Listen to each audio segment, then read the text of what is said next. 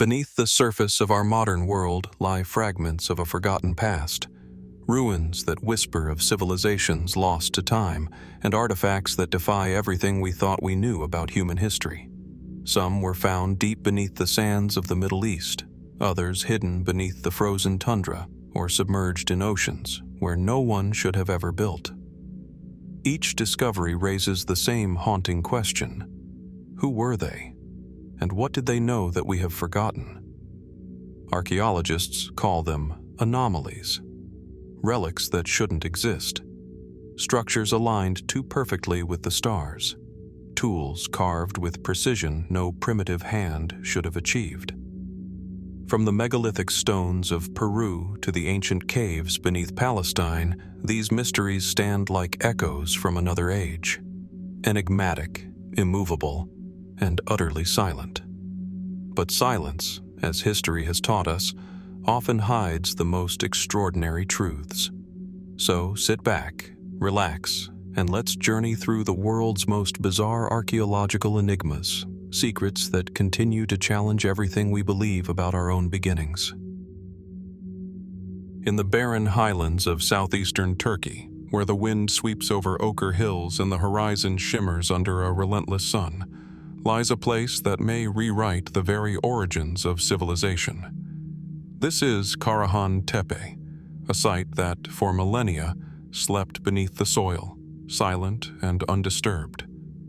Only in recent decades has it begun to reveal its secrets. Carved from living limestone, its pillars rise from the earth like the ribs of some ancient buried beast, reminders that long before recorded history, human hands shaped stone with astonishing purpose and precision. Karahan Tepe rests about 35 kilometers east of its better-known counterpart, Göbekli Tepe, the so-called world's first temple. Yet many archaeologists now believe Karahan Tepe may be even older, dating back to around 9,500 BC at the dawn of the Neolithic era. In a time when humanity was thought to be little more than nomadic hunter-gatherers, the builders of these sanctuaries were already quarrying stone, carving intricate symbols, and aligning monolithic pillars with celestial and geometric intent. The scale of this accomplishment is staggering: vast enclosures, subterranean chambers, and standing stones arranged in deliberate patterns, suggesting an architectural intelligence far more advanced than previously imagined. What makes Karahan Tepe so extraordinary is not only its age, but its artistry. Within its chambers stand phallic-shaped monoliths emerging from the bedrock, and walls adorned with reliefs of serpents, foxes, and human faces, images that evoke myth and ritual. At the heart of the site, archaeologists have uncovered a deep, oval-shaped pit surrounded by carved pillars and a sculpted human head, its expression solemn, almost haunting. Was this a place of worship, a shrine to life and death, or something even more profound, a memory of origins encoded in stone?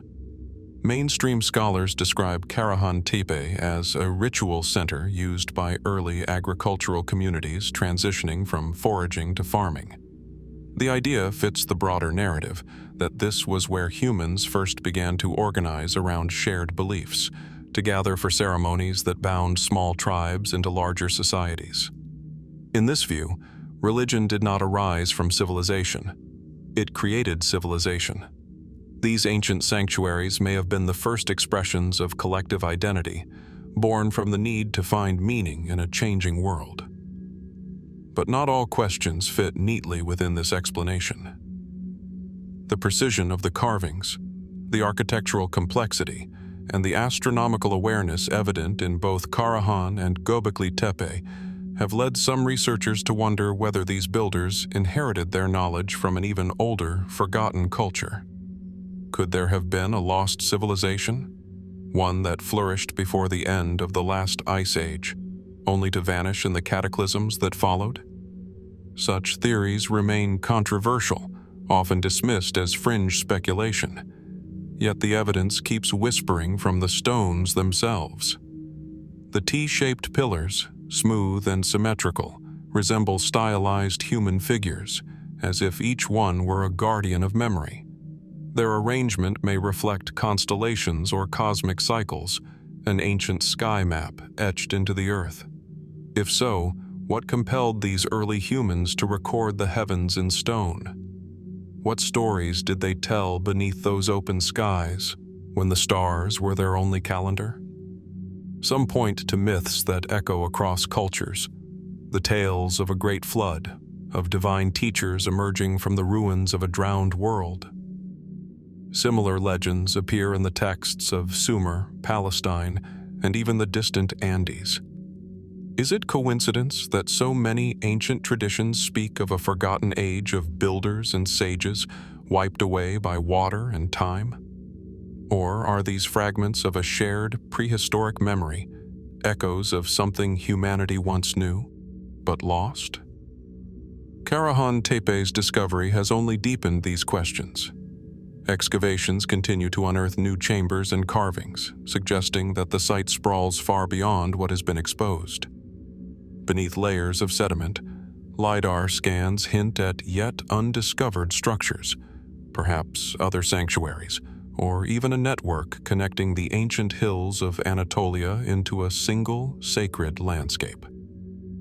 If true, it would mean that long before the pyramids of Egypt or the ziggurats of Mesopotamia, there existed an organized tradition of monumental architecture, thousands of years ahead of its time.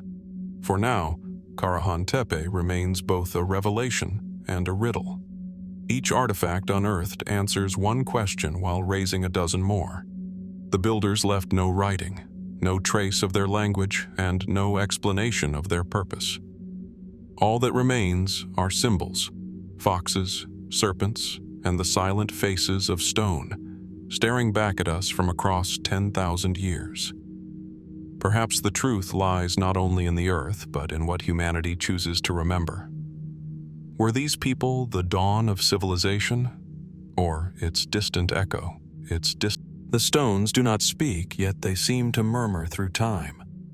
And as the sun sets over the sandstone hills of Karahan Tepe, casting long shadows across its buried enclosures, one can't help but wonder, how many more secrets still sleep beneath the dust, waiting for the world to be ready to understand them? As the story of ancient enigmas moves from the shifting sands of Anatolia to the quiet heartlands of North America, we arrive at a place far removed from the cradle of civilization, yet bound to it by whispers of the impossible. Deep in the wooded hills of southern Illinois, near the banks of the Little Wabash River, lies a mystery that refuses to fade. Locals call it Burrow's Cave, a name that has stirred fascination, disbelief, and controversy for nearly half a century. It began, as many mysteries do, with a chance discovery. In 1982, a man named Russell E. Burrows, a former military serviceman, claimed to have stumbled upon a hidden cave while hiking through a ravine. Inside, he said, were chambers lined with carved stones, gold artifacts, and inscriptions in ancient scripts, objects that seemed to suggest contact between the old world and the new thousands of years before Columbus ever crossed the Atlantic. Burrows described sarcophagi, statues, and carved tablets bearing images of warriors, kings, and deities that seemed Egyptian, Phoenician, even Hebrew in style. If true, his discovery would rewrite the history of the Americas. But almost immediately, the story began to unravel, or perhaps to deepen. Despite repeated claims of its location, the cave itself has never been verified or documented by independent experts. Burrows refused to disclose the exact coordinates, citing fears of looting and government interference. What the public knows comes only through the artifacts he claimed to have recovered. Hundreds of stones etched with symbols and portraits, some bearing crosses, others depicting ships, serpents, and royal figures. Many show faces with distinctly Mediterranean features, alongside inscriptions written in an eclectic mixture of alphabets, Latin, Greek, Egyptian hieroglyphs, and Phoenician characters, all jumbled together in a way that no scholar has ever conclusively decoded. Mainstream archaeologists dismiss the so-called Burrow's cave artifacts as modern forgeries, pointing to inconsistencies in the iconography and language. The mix of styles and scripts, they argue, could not belong to any known civilization. The materials, local limestone and common pigment, suggest they were made not thousands of years ago, but within living memory. Yet some researchers and amateur historians are not so easily convinced. They argue that the sheer number of artifacts, reportedly in the thousands, would require a monumental effort to fake. Others point out the recurring themes found on the stones: solar discs, serpentine figures, and funeral scenes reminiscent of ancient Near Eastern art. Could these be the remnants of a lost transoceanic culture? The idea is not as new as it sounds. For centuries, scattered legends and artifacts across the Americas have hinted at contact with ancient seafarers. Stories of Phoenician traders, Egyptian explorers, or even Carthaginian refugees have long haunted the fringes of archaeological debate. Some fringe theorists suggest that long before the rise of Greece or Rome, mariners from the Old World might have crossed the Atlantic, driven by trade, war, or the search for refuge after the fall of ancient cities. If even a fragment of Burrow's cave were genuine, it could serve as evidence that such contact did occur. But the problem lies in the proof. No verifiable photographs of the cave's interior exist. No artifacts have undergone definitive peer-reviewed testing under transparent conditions. Burrows himself claimed that the cave extended deep underground, connecting multiple chambers filled with hieroglyph-covered stones and gold-lined tombs. Yet when pressed by journalists and academics to reveal the site for excavation, he reportedly destroyed the entrance, ensuring that, if it ever existed, it might never be found again. Why would someone conceal a discovery of such magnitude? Was it protection or deception? Over the decades, attempts to trace the origin of the Burrow stones have led researchers to private collections and museums around the Midwest. Some stones have been analyzed and dismissed as recent carvings. Others remain unaccounted for, rumored to be in the hands of collectors who refuse to speak. A few witnesses claim to have seen the cave with their own eyes, describing walls covered in carvings and sealed crypts. Yet, every story seems to shift slightly in detail, as if the truth itself were eroding with time. For skeptics, Burrow's cave stands as a cautionary tale about the human hunger for wonder, the way mystery can eclipse reason when evidence slips through our fingers. For believers, it represents something more profound, a door to a forgotten chapter of human history sealed beneath the soil of Illinois. Even today, as drones and ground-penetrating radar comb the region's limestone ridges, no definitive trace has emerged. The land remains quiet, the cave, if it ever existed, still hidden beneath layers of earth and rumor. Yet the question lingers, echoing faintly through the ravines and among the scattered stones said to come from its depths.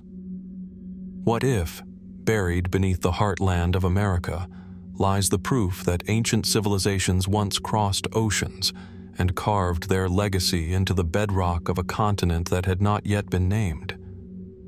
The mystery of Burrow's cave endures, not in what we know, but in what we still cannot prove. Drones and ground-penetrating radar comb the region's limestone ridges. No definitive trace has emerged. The land remains quiet, the cave, if it ever existed, still hidden beneath layers of earth and rumor. As the trail of forgotten civilizations winds eastward, beyond the sands of Mesopotamia and the rugged plateaus of Anatolia, it leads us deep into the desolate heart of eastern Iran, to a place shrouded in both myth and silence. Here, among the barren hills of South Khorasan, lies a cluster of ancient, sun-baked ruins known as Makhunik, a settlement that has come to be called the village of the Dwarfs. From a distance, the village appears almost indistinguishable from the landscape itself. Small mud brick homes half buried in the dust, their doorways barely rising above the knees of an adult. Narrow passageways twist between walls of clay and stone, giving the impression of a miniature world, an entire settlement seemingly built for inhabitants far smaller than ordinary humans. Archaeologists date the site to around 1000 BC, but the questions it raises reach far beyond the boundaries of conventional history. Why were the people of Makhunik so small? And what kind of life unfolded within these tiny dwellings more than 3,000 years ago? When excavations began in the mid-20th century, researchers were stunned by what they found.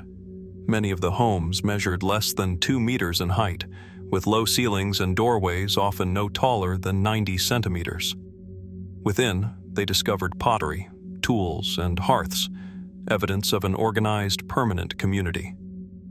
Yet the proportions of these homes seemed incompatible with the average human stature.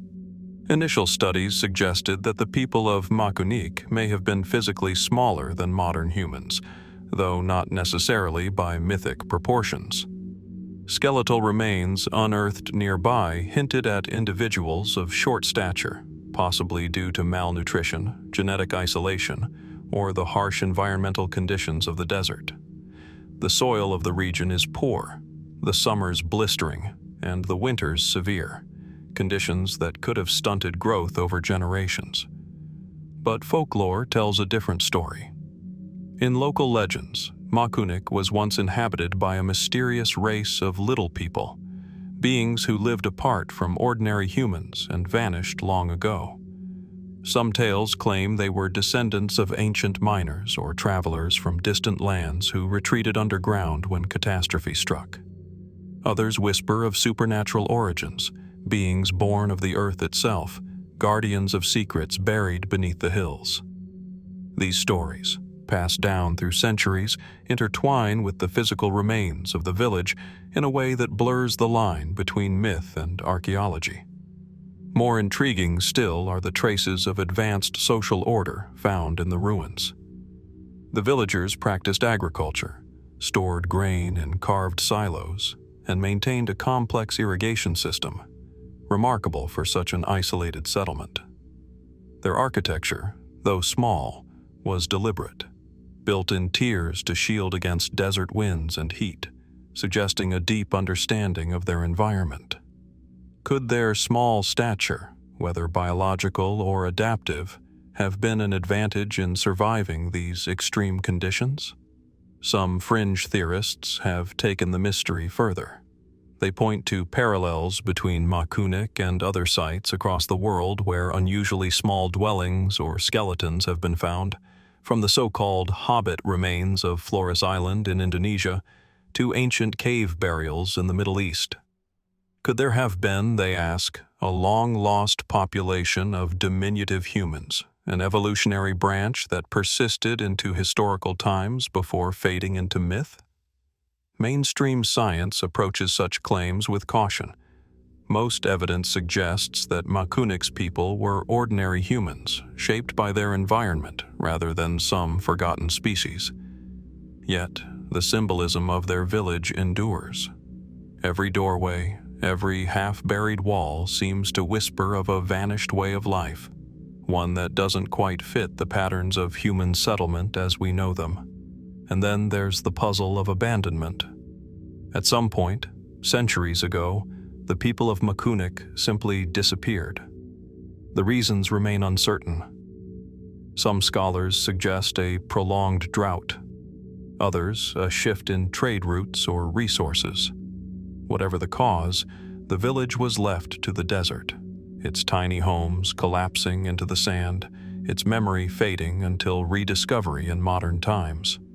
Today, visitors walk among the ruins with a strange sense of displacement.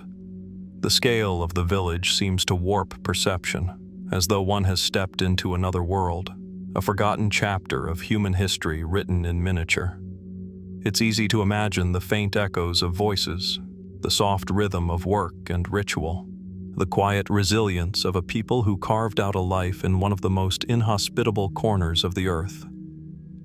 Were they simply early farmers, adapting to hardship in creative ways? Or could the legends hold a sliver of truth, that Makhunik was once home to a people unlike any we have known? The desert offers no answers. It holds its secrets in silence, beneath layers of sand and time. And as the wind drifts through the narrow alleys of the village of the Dwarfs, one can't help but feel that something ancient still lingers there, watching, waiting, and remembering. As the trail of ancient enigmas winds southward from the mountains of Persia to the burning expanse of the Arabian Peninsula, the sands begin to whisper of a city that once defied the desert itself. Hidden beneath the dunes of Oman lies one of the most haunting legends in Middle Eastern archaeology, a city said to have gleamed with wealth and grandeur before vanishing into the shifting sands. Its name is Ubar, often called the Atlantis of the desert, or the lost city of the sands.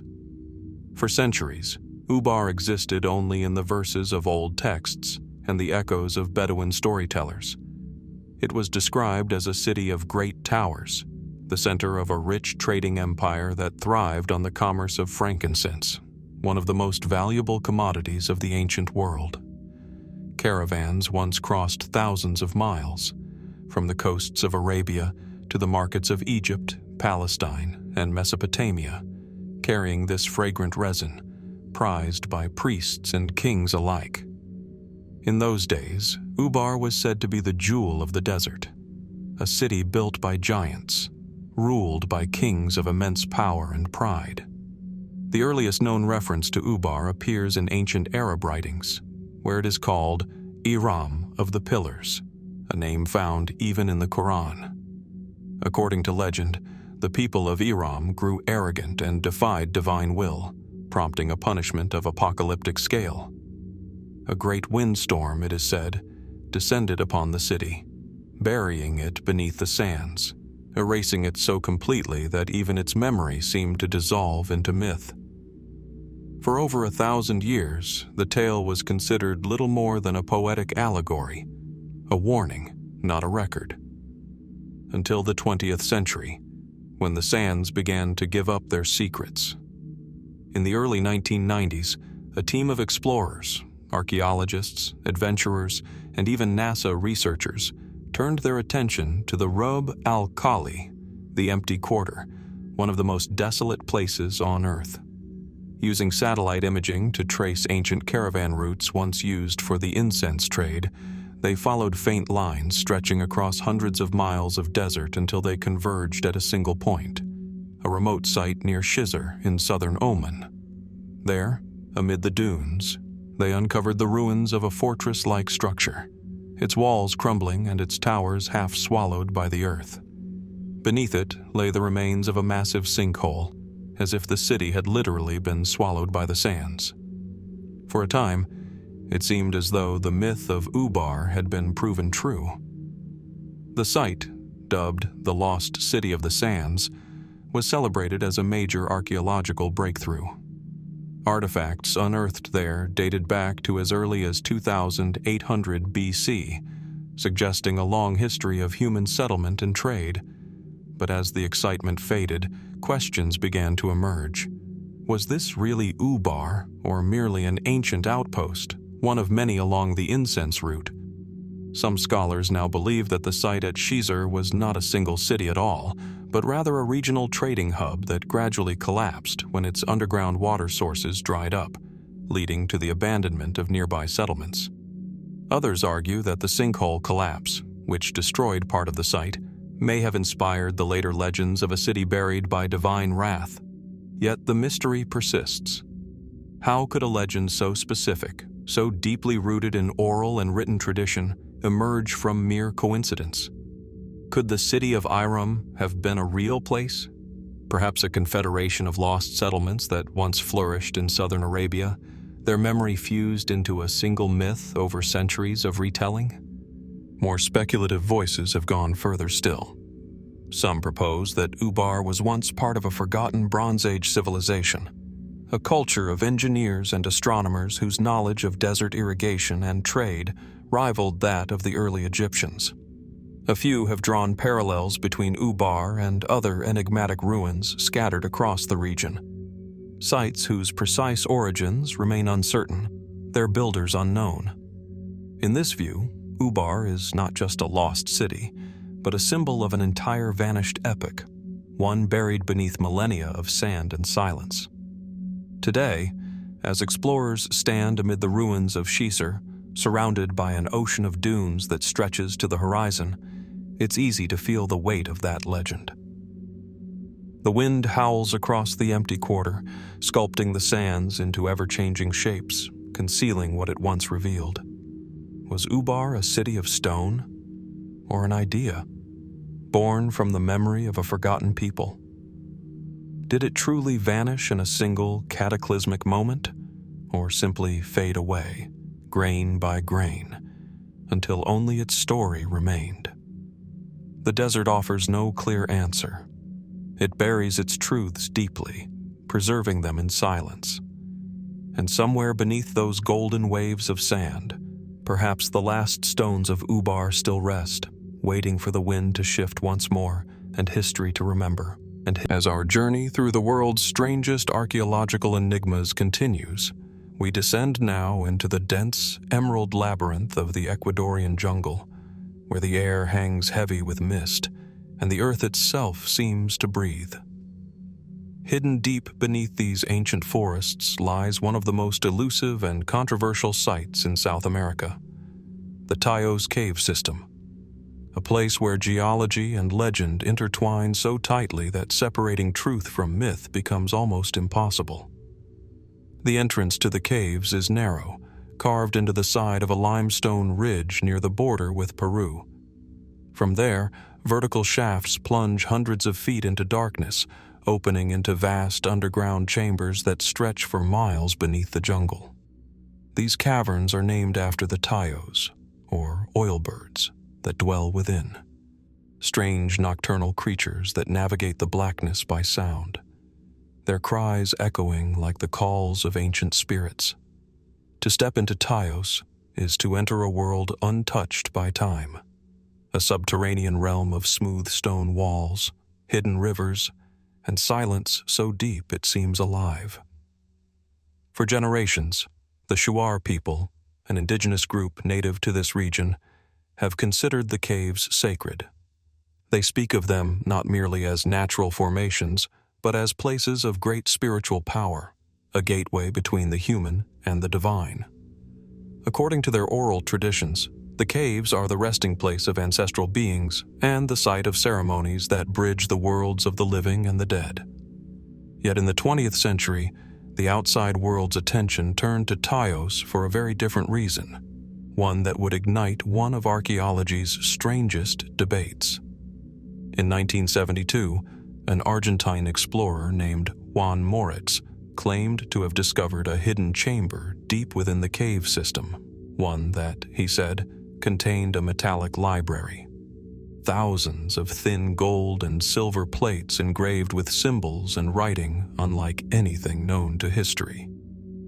Moritz described this library as the remnant of a lost civilization, perhaps even a record of human origins preserved from a prehistoric cataclysm.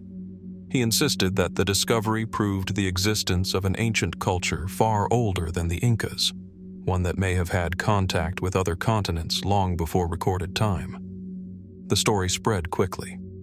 Among those captivated by it was the Swiss writer Erich von Däniken, who included Moritz's claims in his book, The Gold of the Gods, suggesting that the metallic library might be evidence of alien or extraterrestrial influence, a theory that catapulted Taos into international fame. But when skeptics demanded proof, things became murkier. Moritz never revealed the exact location of the metallic library, claiming it was protected by the Shuar. Subsequent expeditions, including one in 1976 led by the British military and featuring none other than astronaut Neil Armstrong, explored the caves extensively but found no trace of the golden tablets or mysterious inscriptions. What they did find, however, deepened the puzzle rather than resolving it. Inside, explorers documented smooth, geometric passages, perfectly straight walls, and sharp 90-degree angles that seemed inconsistent with natural erosion. Some chambers appeared to have carved platforms and door-like openings, as if shaped by human or something else's hands. Could nature alone have produced such features, or was there once human intervention on a scale now forgotten? Mainstream geologists argue that the cave's angular features are the product of natural fracturing and water erosion within the region's limestone, a phenomenon observed in other karst systems around the world. But for many, that explanation feels incomplete. The precision of some structures, the strange symmetry of the walls, and the legends that surround them all hint at something more deliberate. Over the years, other explorers have come forward claiming to have seen artifacts within the cave: statues, metallic fragments, and stone boxes. But none have provided verifiable evidence. Photographs are rare, and most physical samples have either disappeared or been dismissed as misidentified natural formations. Still, the allure of Taos remains. Its mystery is sustained not by what has been found, but by what might still be hidden. Even the Shuar themselves speak cautiously about outsiders' interest in their sacred site. Some say the deeper chambers are forbidden, that they contain relics not meant for human eyes. Others suggest that the caves are part of a vast underground network stretching across South America, linking sites of power from the Andes to the Amazon, a notion that, while unproven, continues to captivate explorers and theorists alike. Standing at the mouth of the cave, the jungle receding into shadow, one cannot help but feel that Taos holds its secrets deliberately. It is as though the earth itself has chosen to guard whatever lies beneath, knowledge buried in darkness, waiting for the right eyes to see. Was Juan Moritz's metallic library real, a relic of a forgotten age, or perhaps something beyond human origin? Or was it only the dream of a man entranced by myth and the silence of the underground world? The truth remains sealed beneath layers of rock and mystery. And in the endless night of the Taos caves, where light itself seems reluctant to linger, one question continues to echo softly through the dark. What if the past we know is only a fraction of what once was? As our exploration of hidden worlds continues, we leave the humid jungles of South America and travel north into the wide, open expanse of the American plains. Here, under Montana's vast skies, where the wind moves through fields of golden grass and snow-fed rivers cut through ancient stone, a quiet discovery once changed the story of the first people to walk this land. This is the Anzick site, a burial unlike any other in North America. In 1968, two men working near the small town of Wilsall uncovered something extraordinary beneath a layer of sandstone and gravel. At first, it seemed like just another prehistoric deposit, but as they dug deeper, they revealed hundreds of carefully crafted stone tools, projectile points, and antler implements, all stained with a deep red pigment, ochre, the color of blood and ritual. And among them lay the fragile remains of a young child, no older than 2 years. Radiocarbon dating placed the burial at around 12,600 years ago, a time when the last ice age still lingered over the northern continent. It is the oldest known human burial in the Americas, a moment frozen in time from the very dawn of human presence in the New World. The artifacts buried with the child belong to what archaeologists call the Clovis culture, a prehistoric group known for their distinctive fluted spear points and mastery of stone technology. Until the discovery at Anzick, the Clovis people were often regarded as the first true Americans, the original pioneers who crossed the Bering Land Bridge from Asia, spreading southward as the glaciers retreated. Yet the Anzick burial complicated that story. The care and symbolism surrounding it suggested something more than simple survival. The red ochre, the abundance of finely made tools, and the deliberate placement of the body all hinted at ritual, belief, and identity. A glimpse into a spiritual world we still barely understand. But it was the DNA analysis, conducted decades later, that deepened the mystery further. When geneticists sequenced the remains, they found that the Anzick child was closely related to modern Native American populations, particularly those in Central and South America. The finding confirmed that the earliest peoples of the Americas were indeed the ancestors of today's indigenous nations, but it also raised unsettling questions about how they came to be so widely spread and so soon after their arrival. Some archaeologists wondered, could migration have occurred much earlier than once believed? Were there multiple waves of movement, perhaps even from different directions, by sea as well as by land? And yet, even with modern science, the story remains incomplete. The Anzick site is the only known burial of its kind from the Clovis period. No other grave, anywhere on the continent, has been found with such a combination of artifacts and preservation. Why here? Why this child? The symbolic richness of the burial suggests a culture capable of complex thought and ceremony. People who already saw death not as an end, but as a passage. But to others, the deeper enigma lies in the Clovis toolkit itself.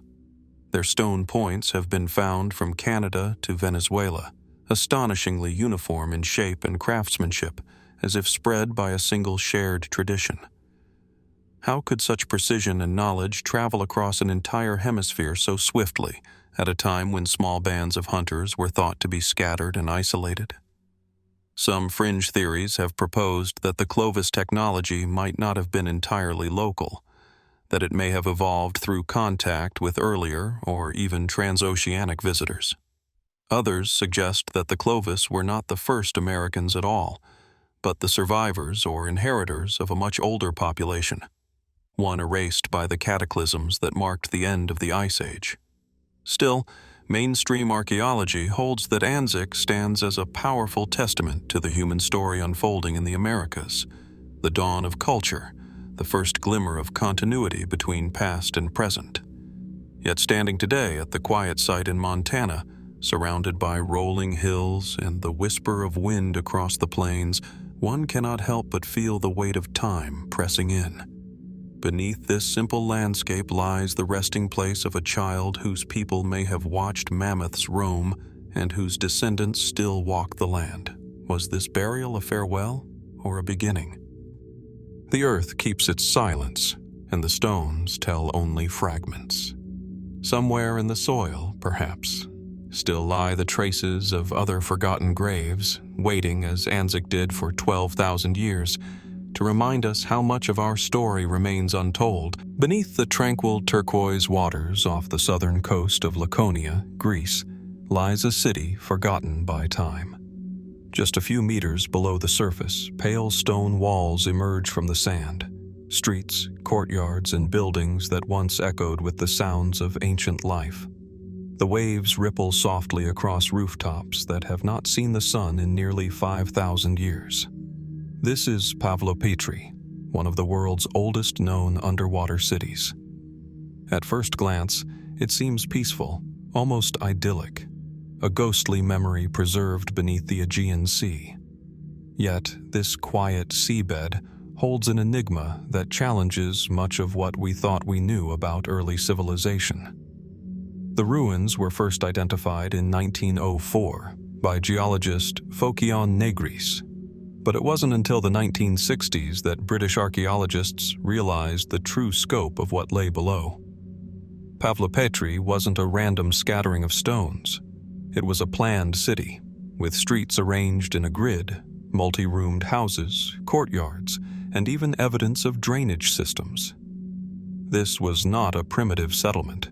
It was an organized urban center, centuries before cities like Mycenae or Knossos rose to power.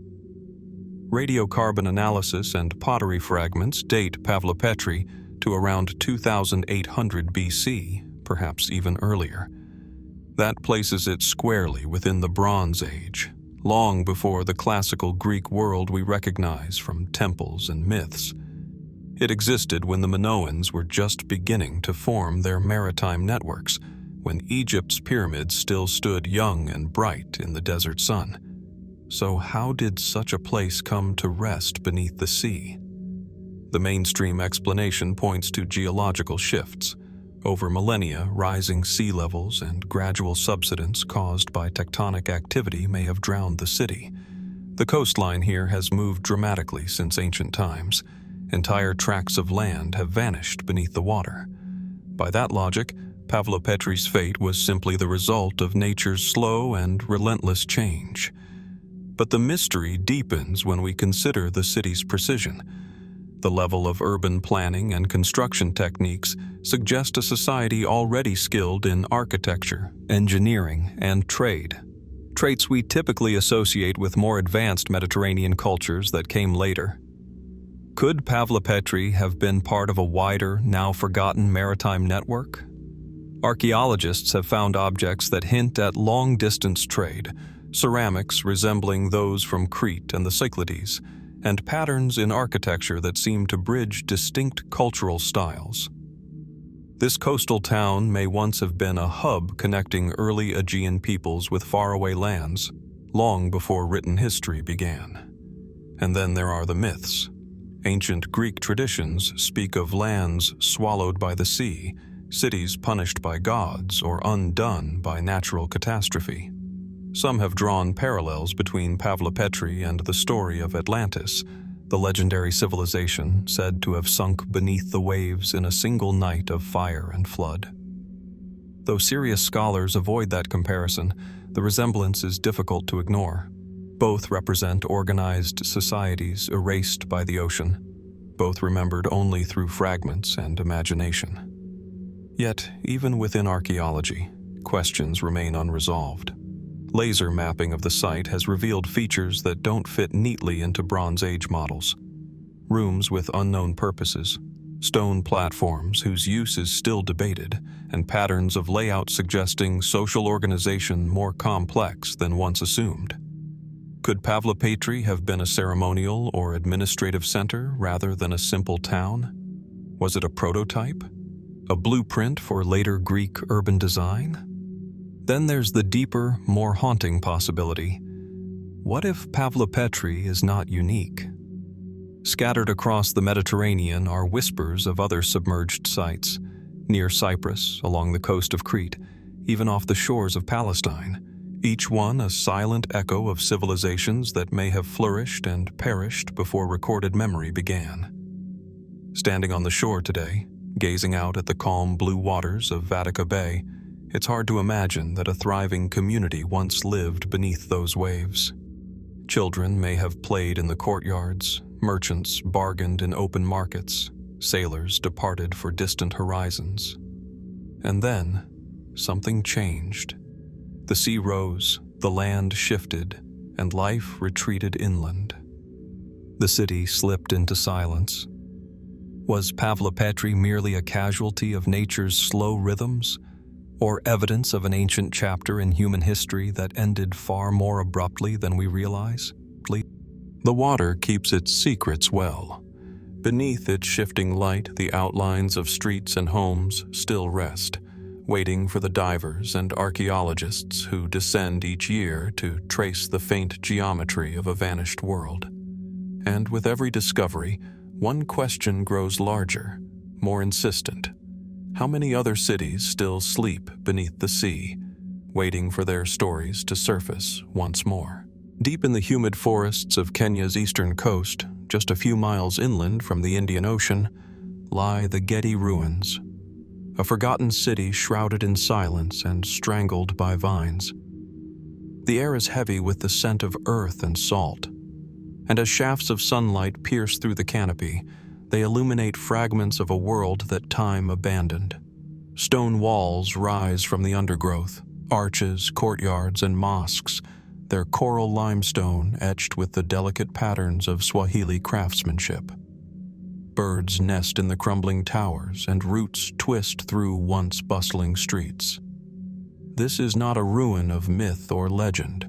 It is real, tangible, and hauntingly precise in its construction. Yet for centuries, no one seemed to know it existed. The ruins of Gedi, also spelled Gedi, were rediscovered by British colonial explorers in the 1920s. What they found startled them: a fully developed urban center hidden within the forest. At its peak, Gedi was no small village. It was a thriving, sophisticated city, complete with a mosque, a palace, elaborate tombs, and homes fitted with flushing toilets and running water. Archaeologists unearthed evidence of street planning, drainage systems, and ornamental architecture, all enclosed within protective walls. But perhaps the greatest surprise lay in what they found buried beneath the floors: objects that should not have been there. Among the artifacts were glass beads from Venice, porcelain from China, coins from India, and metal objects from Persia, all dating between the 13th and 17th centuries AD. These finds painted a picture of a city deeply connected to the vast Indian Ocean trade network, linking East Africa to Arabia, India, and beyond. Yet the mystery that followed was not one of trade, but of disappearance. By the time explorers uncovered it, Gedi had been abandoned for more than 3 centuries. No written records, no local oral traditions, and no historical accounts mention its fall. For such a well-developed city to vanish, without war, without natural disaster, without memory, seemed almost impossible.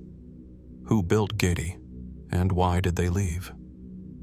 Mainstream archaeologists attribute the site to the Swahili civilization, a flourishing coastal culture born from the blending of African Bantu peoples with traders from Arabia and Persia. It was a culture of seafarers and merchants, whose towns once dotted the shoreline from Somalia to Mozambique. According to this view, Gedi was simply one of many Swahili settlements that declined when trade routes shifted and the Portuguese seized control of the coast in the 16th century. But even that explanation feels incomplete. Gedi's remote inland position, nestled deep within dense forest rather than directly on the coast, raises questions. Why build such a grand city away from the sea, the lifeline of Swahili commerce? Was it meant to be hidden? Perhaps a sanctuary for elites or exiles? Some have suggested that Gedi was a sacred site, deliberately secluded to protect something or someone of immense importance. Excavations have also uncovered graves with unusual markers, their inscriptions in a script that remains partially undeciphered. A handful of researchers have noted architectural features not typical of Swahili design, arches and column patterns that hint at possible Middle Eastern or even Indian influence far beyond trade contact. Were these foreign artisans, settlers, or something else entirely? Then there are the more speculative theories. Some fringe researchers have connected Gedi to tales of lost African kingdoms, advanced civilizations that flourished before written history and vanished without trace. Others point to the peculiar energy of the site. Locals often claim that Gedi is haunted, avoided by herders and travelers who say that strange lights flicker among the ruins at night, and that the air itself feels charged, as if the city still remembers. Even today, when you walk through the site, that feeling is hard to dismiss. The sound of the forest dims as you cross into the inner walls. The temperature seems to drop slightly. The moss-covered stones, once foundations of wealth and power, stand like sentinels to an unspoken story. Archaeologists continue to excavate, cataloging artifacts and piecing together fragments of pottery. Yet the central mystery remains. Why was Gedi abandoned? There are no burn layers, no evidence of conquest or catastrophe. It seems its people simply walked away. Was it disease? Was it fear? Or was it something far more complex, a collapse not of survival but of meaning, of faith, of identity? The ruins of Gedi whisper of a civilization that lived in harmony with trade, beauty, and knowledge, and yet, like so many others, slipped quietly into obscurity. Beneath the roots and moss, the stones remain perfectly aligned, as if waiting for the day when someone will finally understand. Perhaps the forest keeps its own counsel. Perhaps the silence itself is part of the story. And somewhere within that silence lies the unanswered question: what truly happened in the lost city of Gedi? Where the icy winds sweep in from the North Atlantic and the tundra fades into the gray horizon, there lies a place both barren and remarkable. Lons aux Meadows, at the northern tip of Newfoundland, Canada. The landscape feels ancient, almost untouched.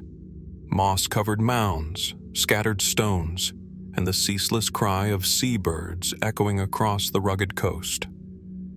Yet beneath this quiet desolation rests one of the most extraordinary discoveries in North American archaeology, a site that for a brief moment rewrote the story of human exploration. In 1960, Norwegian explorer Helge Ingstad and archaeologist Anne Stein Ingstad uncovered the remains of what appeared to be Norse-style structures, centuries older than any known European settlement in the Americas.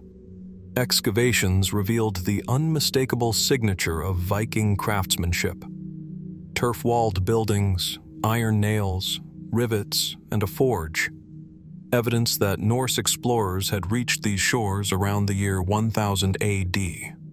This find confirmed what had long been dismissed as myth: the sagas of Leif Erikson, son of Eric the Red, who was said to have journeyed west from Greenland to a mysterious land he called Vinland. The implications were staggering. Nearly 5 centuries before Columbus, Vikings had crossed the Atlantic, built homes, repaired ships, and possibly traded or clashed with indigenous peoples. But as is often the case with great discoveries, clarity soon gave way to questions. The settlement at Lons aux Meadows seemed too small, 8 timber and turf buildings in all, to have supported a permanent colony. No human remains were found, no signs of long-term habitation, and only a modest amount of Norse artifacts. It appeared to be more of a temporary outpost, perhaps a ship repair station or a base for exploration farther south. Yet that single detail opened an even greater mystery. If this was merely a stopover, then where were the other sites? The sagas speak of Vinland as a place rich with grapes, forests, and fertile soil. Descriptions that hardly match the cold, windswept shores of northern Newfoundland.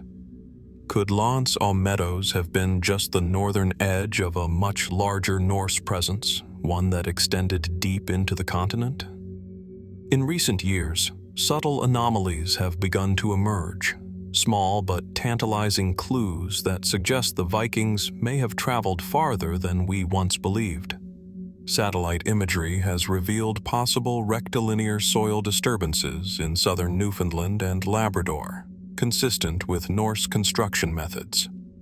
Other potential sites, at Point Rosie, for instance, have sparked intense debate. Some researchers see traces of ironworking and turf architecture. Others dismiss them as natural formations. Still, the questions linger. If the Norse reached this land, traded with local peoples, and perhaps continued farther south along the coast, where are the remains of those encounters? Could evidence lie buried beneath centuries of forest growth, waiting for technology or chance to bring it to light? Even more curious are the artifacts found elsewhere across North America. Objects that some claim hint at pre-Columbian transatlantic contact. A Norse-style coin discovered in Maine. Strange petroglyphs in Minnesota resembling Viking runes.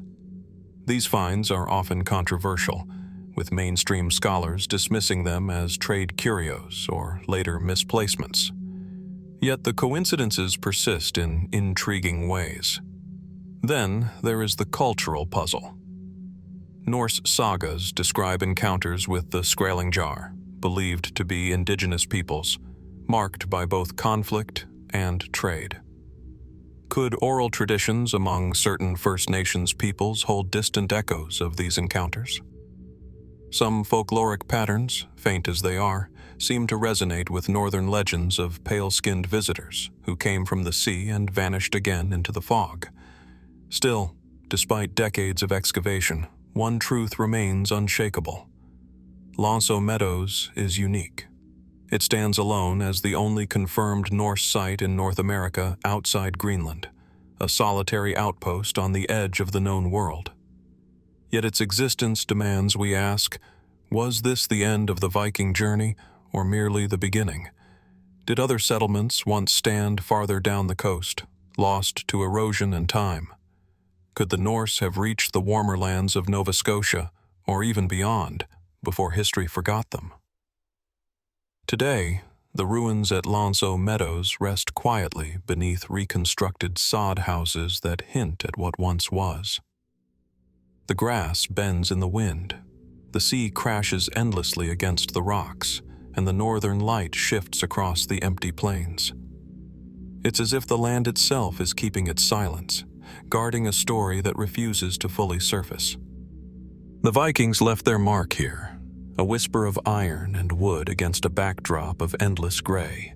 But whether this whisper was the beginning of a lost chapter in exploration or the fading echo of a brief northern dream remains a question no one can yet answer. Amid the rolling hills of western Zimbabwe, where the savanna meets a landscape of granite outcrops and scattered baobab trees, lie the haunting remains of Khami, a city of stone whose walls still stand in quiet defiance of time. The air here is heavy with stillness. The golden grass sways in the dry wind, and in the distance the Limpopo River glimmers faintly under the African sun. Rising from the earth, like the spine of some forgotten titan, is the great enclosure of Khami, a complex of massive, skillfully laid stone walls, terraces, and platforms, built without mortar, yet enduring for centuries. From above, Khami appears as a pattern of interlocking geometric shapes, its walls carved with distinctive herringbone and checker designs, its corridors twisting through elevated platforms that once supported royal compounds. Beneath the silence, one can almost sense the echoes of a vanished people. Voices, footsteps, the hum of a city that once rivaled Great Zimbabwe in size and splendor. Khami rose around the 15th century AD, emerging after the decline of Great Zimbabwe, whose builders had dominated southern Africa for generations. Archaeologists believe Khami became the capital of the Torwa dynasty, a powerful kingdom that flourished between 1450 and 1650. Its wealth came from trade, gold, ivory, and cattle, reaching across the continent and connecting to the wider Indian Ocean world through the coastal ports of Sofala and Kilwa. Yet, even within these accepted histories, the ruins conceal questions that remain frustratingly unanswered. Unlike Great Zimbabwe, Khami's architecture shows notable differences. The walls here are thinner, the terraces more intricate, and the city appears to have been organized according to strict hierarchies of space. The elite lived atop the stone platforms, while the common people occupied the lower valleys. The arrangement seems deliberate, symbolic, perhaps, reflecting a worldview where social and spiritual power ascended with height. But what inspired this design? Was it purely practical, or did it reflect an older cosmology, now lost to time? The builders of Khami possessed remarkable engineering skill. The great enclosure's walls, some rising over 7 meters, curve gracefully along the natural contours of the hill, blending human craftsmanship with the earth itself. Each stone was carefully shaped and fitted, without any binding agent, to create a structure both elegant and enduring. Modern engineers still marvel at the precision. How such monumental works were achieved with limited tools remains partly unexplained. As excavations deepened, archaeologists uncovered Chinese porcelain, European glass beads, and Middle Eastern ceramics, revealing Khami's surprising connections to distant civilizations. These finds suggest not isolation, but integration, a node in a vast network of trade that linked Africa's interior to Asia and the Arabian Peninsula. Such discoveries complicate the long-held idea of African kingdoms as isolated or primitive. Khami, like Great Zimbabwe before it, was cosmopolitan, a center of innovation, wealth, and spiritual life. Yet the mystery persists, not only in how it was built, but why it fell. By the mid-17th century, Khami was abruptly abandoned. The stone terraces grew silent and vegetation crept over the walls. Theories abound: internal conflict, overgrazing, shifting trade routes, or invasion by the rising Rosvi Empire. But no definitive evidence explains its collapse. It was as if the city simply exhaled its last breath and surrendered to the earth. More speculative voices whisper of deeper enigmas. Some local traditions speak of sacred energies dwelling within the stones, or of ancient rituals once performed atop the terraces. Others suggest that Khami was not merely a royal seat, but a spiritual nexus, a place where rulers sought to commune with ancestral spirits or celestial forces. Even now, visitors report a curious stillness among the ruins, a subtle vibration in the air that seems to hum beneath the heat. There are also parallels to be drawn. The stone architecture of Khami resembles not only Great Zimbabwe but also mysterious ruins scattered across southern Africa, at Dolodlo, Nalatale, and Mapungubwe. Were these cities part of a shared cultural memory, an ancient architectural language that spread across kingdoms? Or were they the independent expressions of a deeper, pan-African tradition whose meaning we have only begun to glimpse? As the sun sets over Khami, the granite blocks glow a deep amber, and the land turns silent again. The terraces cast long shadows, like the ribs of a forgotten empire. It is easy to imagine the city alive, the fires burning, drums echoing through the hills, priests and kings walking the elevated paths. And yet, what remains now is only the whisper of that grandeur.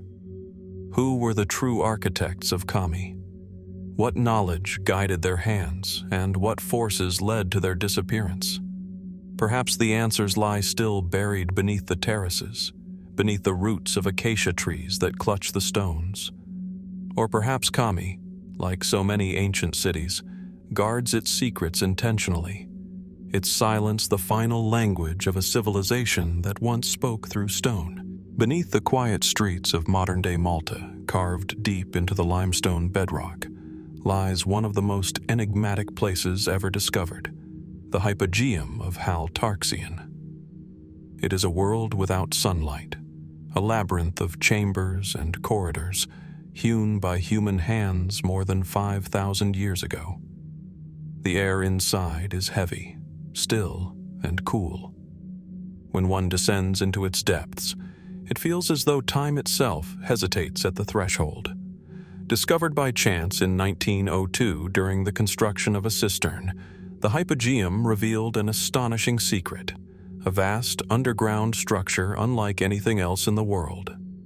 Archaeologists would later identify it as a Neolithic temple complex, dating as far back as 3600 BC, older than the pyramids of Egypt, older even than Stonehenge. And yet its precision and complexity seem far beyond what most historians believed possible for that era. The chambers are arranged across 3 distinct levels, descending more than 30 feet underground. The walls, carved entirely from solid rock, curve in graceful, almost organic shapes, giving the illusion that the stone itself has softened and flowed. Niches and altars line the rooms. Spiral and honeycomb patterns are etched into the walls. The craftsmanship is intimate, deliberate, every detail suggesting purpose. Among the most intriguing features is the oracle room, a small chamber with remarkable acoustic properties. A whisper here carries through the entire complex, reverberating with an almost supernatural resonance. Experiments have shown that sounds at certain frequencies can induce altered states of perception in those nearby. Was this deliberate? Was the Hypogeum designed as a kind of resonant chamber, a sacred soundscape for ritual or trance? The human remains found inside only deepen the mystery. More than 7,000 skeletons were once discovered in its lower chambers, many buried in fetal position, some interred with ornaments and small figurines. The most famous of these is the Sleeping Lady, a small clay figure of a woman lying serenely on her side, her features peaceful, her form full and human. Scholars have interpreted her as a symbol of fertility, or perhaps of death and rebirth, but her true meaning remains uncertain. As the excavations continued, certain anomalies began to surface. A few of the skeletal remains, according to early reports, appeared to have unusually elongated skulls, an observation that fueled endless speculation. Some suggested genetic variation or ritual deformation, while others leapt to more fantastical explanations involving lost races or beings of non-human origin. Though such claims remain unverified, they continue to haunt the fringes of the Hypogeum's legend. What cannot be denied is the mastery of its builders. Without metal tools, without modern engineering, they shaped chambers with perfect symmetry and balance, even incorporating false windows, stairways, and carved facades that mirror the architecture of above-ground temples. Light would have been scarce, torches or oil lamps flickering against the walls, casting dancing shadows across the stone spirals. The experience must have been profoundly disorienting, perhaps even spiritual. But for all its beauty, the Hypogeum of Tarxien raises profound questions. Who built it, and why? Was it a burial site, a sanctuary, an initiation chamber, or something far stranger? Some researchers see it as part of a wider prehistoric cult devoted to a great mother goddess, an ancient religion centered on fertility and the cycle of life and death. Others believe it was a vast astronomical and acoustic instrument, a subterranean reflection of the cosmos, designed to align ritual sound, vibration, and light. And then there are the stories, half folklore, half historical rumor. Early visitors to the Hypogeum spoke of secret passages leading deeper underground, tunnels said to stretch for miles beneath Malta. A few claimed that entire sections of the complex were sealed after mysterious disappearances during exploration. Whether these tales are myth or embellishment, they add a spectral edge to an already haunting site. Today, the Hypogeum is carefully preserved, accessible only to a few visitors each day to prevent damage to its fragile microclimate. Yet even with modern study, its full purpose eludes explanation.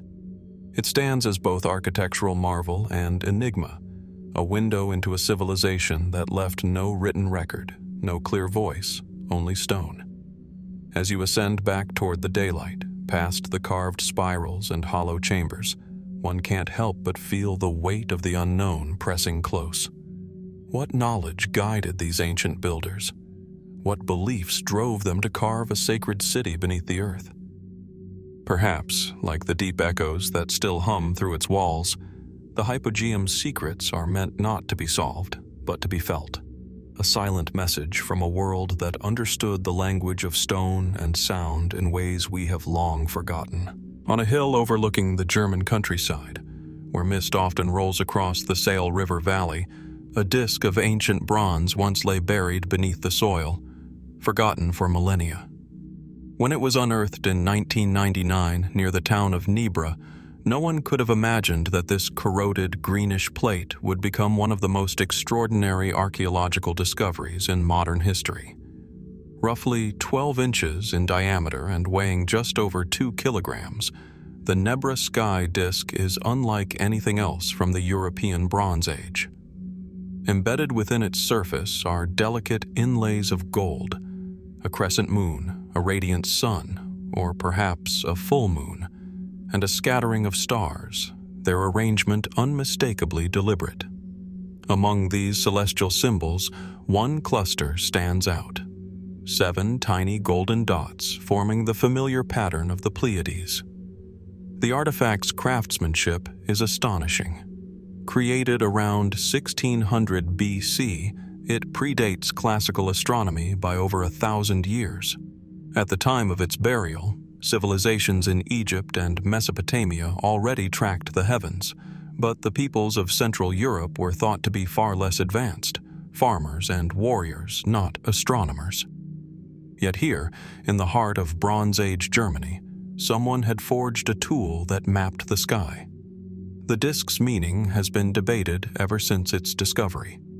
Some scholars interpret it as the earliest known cosmological chart, a kind of portable observatory. When viewed from the Brocken Mountain, the highest peak in northern Germany, the horizon matches the arc formed by the golden edges on either side of the disk. These arcs may have marked the positions of the sun at sunrise and sunset during the summer and winter solstices. If true, this small piece of bronze was more than art. It was an instrument, an ancient calendar cast in metal. Yet even as archaeologists piece together its purpose, the disk's story refuses to settle into certainty. How did such knowledge arise in Bronze Age Europe, far from the great centers of early astronomy? Was this wisdom indigenous, passed down orally from generations of sky watchers? Or was it carried here, across rivers and mountains, by traders or migrants from the eastern Mediterranean, where the observation of celestial bodies was already deeply woven into ritual and science? Then there are the symbols themselves. The Pleiades cluster has been revered across cultures, from the myths of ancient Greece to the seasonal calendars of the Near East and even the agricultural traditions of early Asia.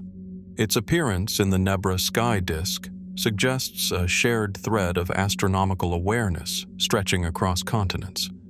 How could such knowledge have reached Central Europe so early and in such refined form?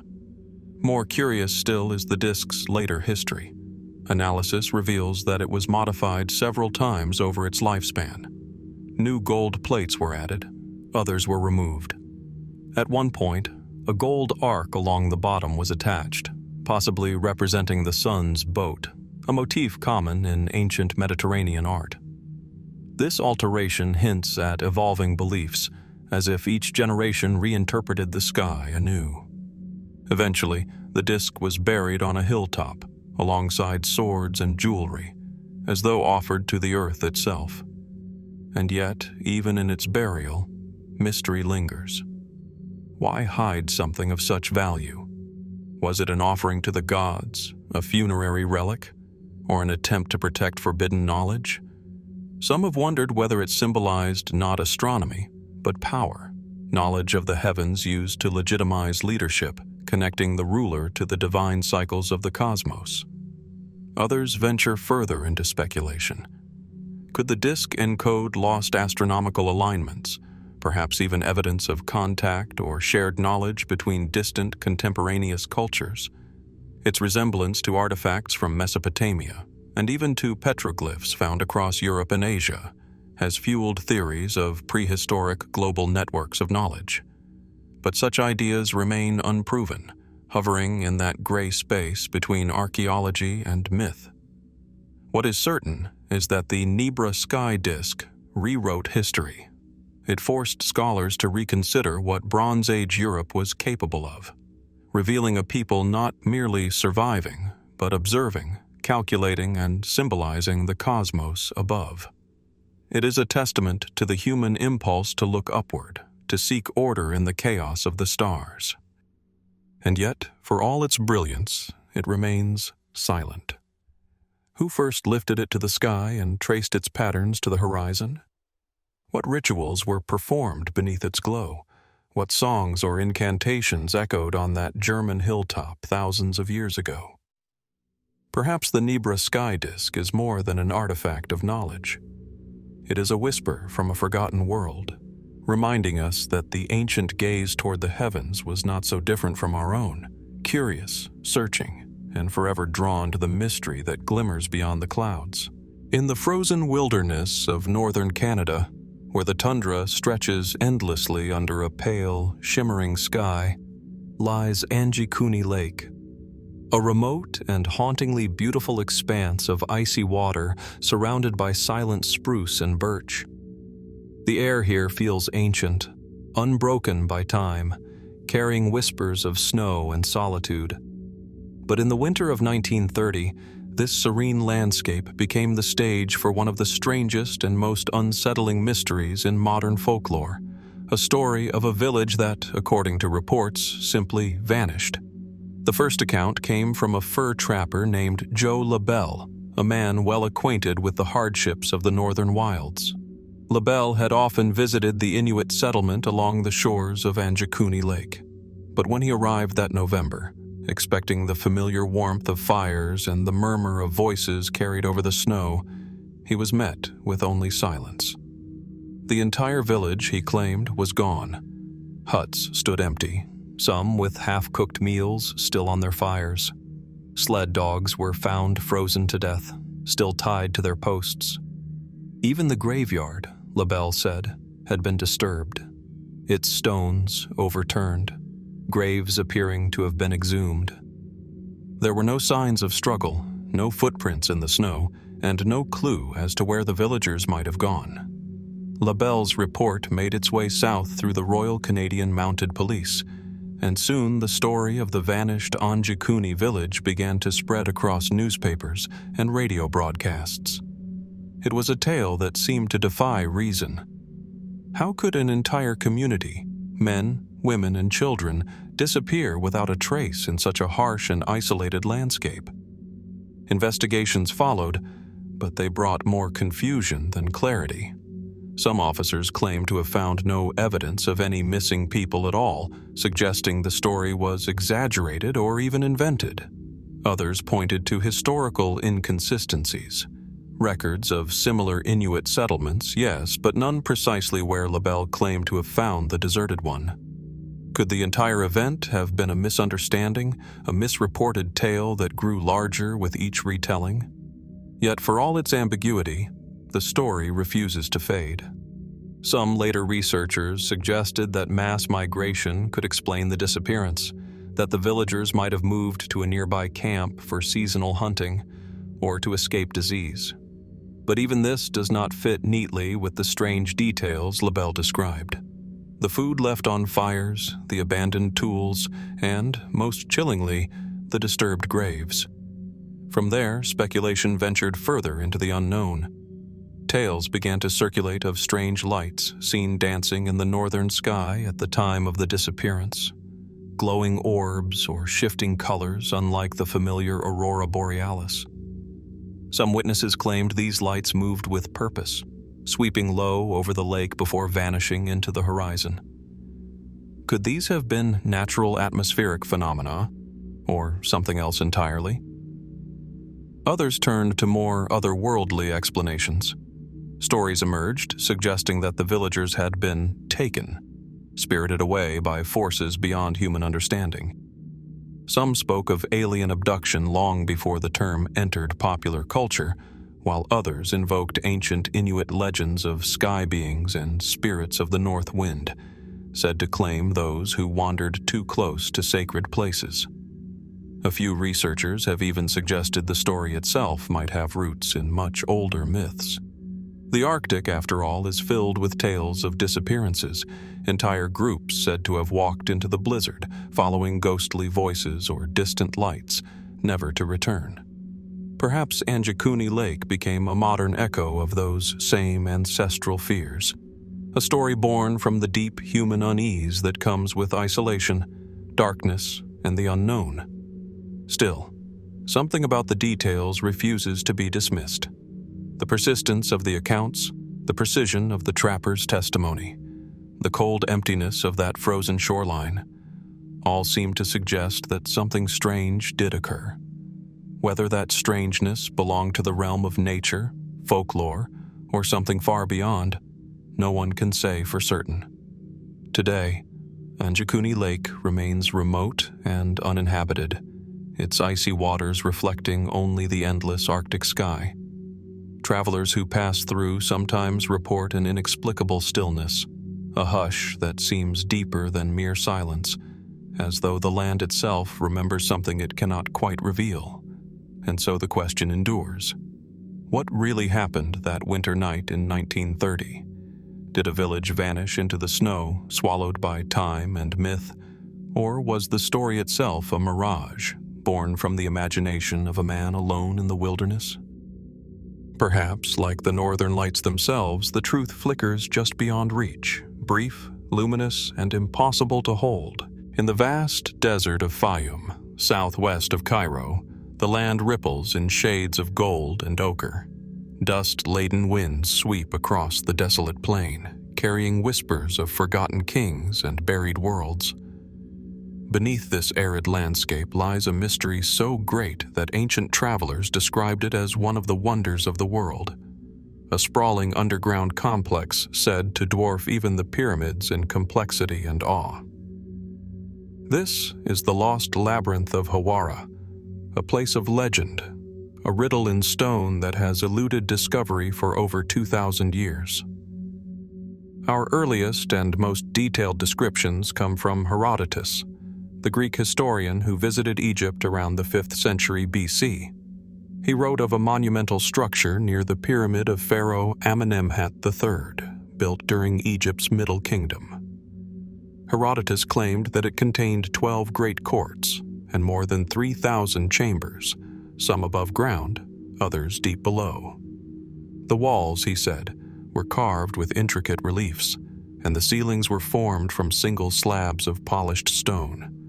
In his words, it surpassed even the pyramids in grandeur and craftsmanship. Centuries later, Strabo, the Greek geographer, visited the same site and described similar impressions, a structure so vast and complex that he confessed he could barely comprehend its layout. He mentioned endless halls, winding passages, and mysterious rooms that seemed to lead nowhere. Both men agreed. This was no ordinary temple or tomb, but a labyrinth of unimaginable scale and purpose. Yet, what became of this colossal structure? How could something so immense simply vanish from the desert? By the time modern explorers reached the site in the 19th and early 20th centuries, little remained but mounds of sand and scattered ruins near the Pyramid of Hawara. The British archaeologist Flinders Petrie excavated there in 1888, uncovering fragments of limestone walls and large foundations that hinted at a massive construction once spread across the area.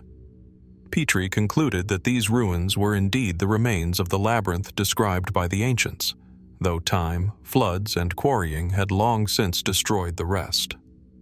But some researchers were not satisfied with this explanation. The accounts of Herodotus and Strabo spoke of subterranean chambers, vast underground halls that neither Petrie nor anyone after him had ever seen. Could the true labyrinth still lie buried deep below the sands, untouched and undiscovered? In the early 2000s, a team known as the Mataha Expedition, a joint Belgian and Egyptian project, used ground-penetrating radar to survey the area beneath the Hawara Pyramid. Their findings were striking. Beneath the desert surface, they detected large geometric anomalies, massive rectangular patterns consistent with artificial structures. The data suggested the presence of hidden chambers, perhaps even corridors, buried under layers of sand and groundwater. However, access to further excavations was denied, and the results were never officially published in Egypt's archaeological records. To this day, the full findings remain largely unverified, shrouded in academic dispute and bureaucratic silence. This uncertainty has only deepened the intrigue. Some historians speculate that the labyrinth might have been a vast administrative center, a symbolic microcosm of Egypt's provinces, each chamber representing a region of the kingdom. Others believe it served a more mystical function, perhaps as an initiation temple or a sacred map of the cosmos. More speculative theories venture further still. There are whispers that the labyrinth concealed ancient records, texts inscribed on stone tablets said to hold the secrets of Egypt's lost ages, even predating the pharaohs themselves. Plato's tale of Atlantis, some argue, may have been inspired by second-hand accounts of this subterranean complex, a civilization with knowledge far beyond its time, swallowed by the sands of history. Whether these stories hold any truth or are simply echoes of human imagination, one thing remains undeniable. The labyrinth of Hawara continues to exert a magnetic pull on those who seek it. Satellite imagery and modern mapping tools suggest there may indeed be something beneath the surface, something vast, geometric, and man-made. And yet, the desert keeps its silence. The winds bury what the sun reveals. The labyrinth, if it still exists, lies hidden beneath centuries of sand and secrecy. Was it truly destroyed by time and flood, or has it merely been waiting, preserved in the earth, its secrets locked behind walls of stone and myth? Perhaps one day, technology will pierce the veil of sand and reveal what the ancients once called the House of 1,000 Chambers. Until then, the lost labyrinth of Hawara remains a ghost of memory, half history, half legend, its story whispering through the dunes of Egypt's eternal desert. Beneath the blistering sun of Upper Egypt, on the west bank of the Nile near modern-day Cana, rises the ancient temple of Hathor at Dendera, one of the best-preserved temple complexes from the Ptolemaic period. Its walls are a masterpiece of intricate carvings, vibrant color, and esoteric symbolism. But deep within its underground chambers, past narrow corridors and shadowed sanctuaries, lies a series of carvings that have captivated and confounded historians and researchers alike. These are the Dendera light reliefs, strange depictions found on the walls of the temple's crypts. At first glance, they appear to show something astonishingly modern. Elongated glass-like bulbs held aloft by human figures, each containing a serpent coiled within, emerging from what resembles a lotus flower. The imagery has puzzled generations of visitors. To some, it's merely another example of Egypt's mythological art. To others, it suggests something far more provocative, an ancient representation of technology that should not have existed thousands of years ago. The reliefs date to around the late 1st century BC, during Egypt's Greek-influenced era, yet they preserve much older iconography. The temple itself is dedicated to Hathor, goddess of love, music, and fertility, but also of the heavens and cosmic order. Her temple was not only a place of worship, but also an astronomical observatory, its ceiling depicting the stars, planets, and zodiac signs. Within that broader context, the strange scenes in the crypts seem to carry a meaning beyond the surface, a symbolic expression of forces that bridge the divine and the natural. Mainstream Egyptologists interpret the reliefs through a religious and mythological lens. The serpent within the bulb, they say, represents the emergence of the cosmic serpent, a symbol of creation. The lotus flower below symbolizes rebirth, while the bulb shape itself may represent the womb of the goddess, or the Jed pillar, an emblem of stability and the backbone of Osiris. According to this interpretation, the entire scene describes the cyclical regeneration of the universe, the eternal return of life and light. Yet, not everyone is convinced by this purely symbolic reading. Since the 20th century, alternative theorists have proposed that the carvings depict something more literal, a form of ancient electrical technology. The shape of the bulb, the coiled serpent resembling a filament, and the cable-like stems connecting to a box or pillar have led some to claim that the Dendera reliefs show ancient Egyptians using electric lamps, millennia before the known discovery of electricity. Proponents of this idea point to the absence of soot in some inner chambers of Egyptian temples, spaces that would have required illumination for their decoration. If torches or oil lamps were used, where are the smoke stains? Could the ancient Egyptians have possessed a source of light unknown to us today? One that left no trace of fire or soot behind? Skeptics argue that the lack of soot may be easily explained by reflective methods, perhaps mirrors made of polished bronze, redirecting sunlight deep into the temple corridors. But others note that such a system would be limited by geometry and distance. How then did artisans work in the depths of crypts where sunlight could never reach? The light bulb theory remains outside mainstream archaeology, largely dismissed as a modern projection onto ancient art. Yet even among scholars, there is agreement that the relief's true purpose is not fully understood. Their placement in restricted subterranean chambers, areas accessible only to priests, suggests a ritual significance beyond public display. Were these crypts centers of secret initiations? Did they encode astronomical or metaphysical knowledge known only to a priestly elite? Some fringe researchers even propose that the reliefs record ancient experiments with piezoelectric energy, the transformation of pressure and vibration into electrical current, derived from crystals and minerals abundant along the Nile. Others connect the imagery to the mythical knowledge of Thoth, suggesting that the ancient Egyptians may have inherited fragments of a lost science, preserved symbolically in their art. No physical evidence of such technology has ever been found, yet the questions persist, feeding both curiosity and wonder. How did the Egyptians achieve such architectural precision, celestial alignment, and artistic mastery with tools that seem primitive by today's standards? Could the Dendera reliefs be a metaphor for enlightenment, divine illumination expressed as literal light, or do they hint, however faintly, at something the ancients once knew and we have since forgotten? The Temple of Hathor still stands in quiet majesty, its reliefs illuminated now by electric lights that cast flickering shadows over the stone. The carvings remain as enigmatic as ever, guardians of a mystery that neither science nor faith has fully unraveled. Perhaps their true message lies not in what they depict, but in what they conceal. Were the ancients reaching for the stars through myth, or documenting knowledge from a vanished age? The answer, like the light itself, remains hidden in the darkness beneath Dendera, glimmering faintly, waiting to be understood. As the dust of Gujarat's dry plains stirs in the warm wind, the ruins of Lothal emerge from the earth like the skeletal remains of an ancient dream. Once a thriving city of the Indus Valley civilization, this settlement, dating back nearly 4,000 years, was among the world's earliest known centers of maritime trade.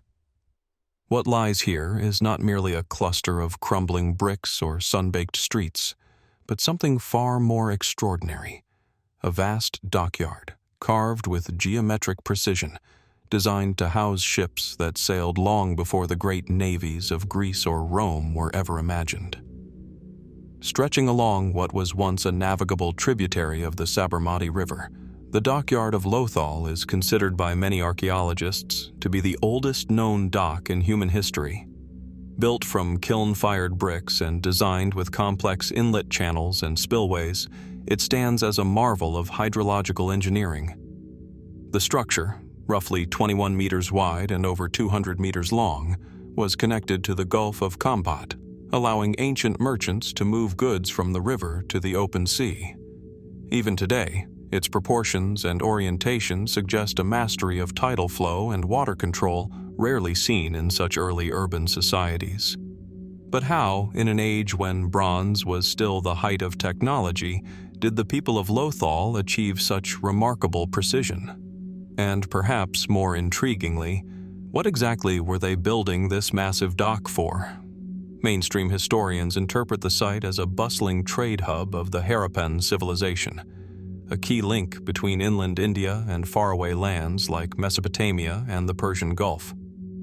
Archaeological evidence supports this view. Seals inscribed with Indus script, beads made of carnelian and lapis lazuli, and weights calibrated with near mathematical consistency all suggest a city deeply engaged in commerce.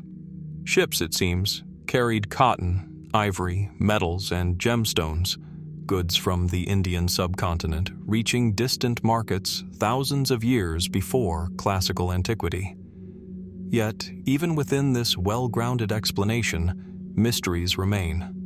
The most obvious puzzle is geographical. Today, Lothal sits far inland, on a flat and dusty plain where no trace of a navigable river exists. Geologists have long debated how the water once reached this site. Some propose that tectonic shifts altered the river's course, leaving the dock stranded in what is now a salt-flat wasteland. Others, however, suggest that the very scale of the dock and its alignment to ancient sea levels implies a far more significant maritime presence than has been accounted for.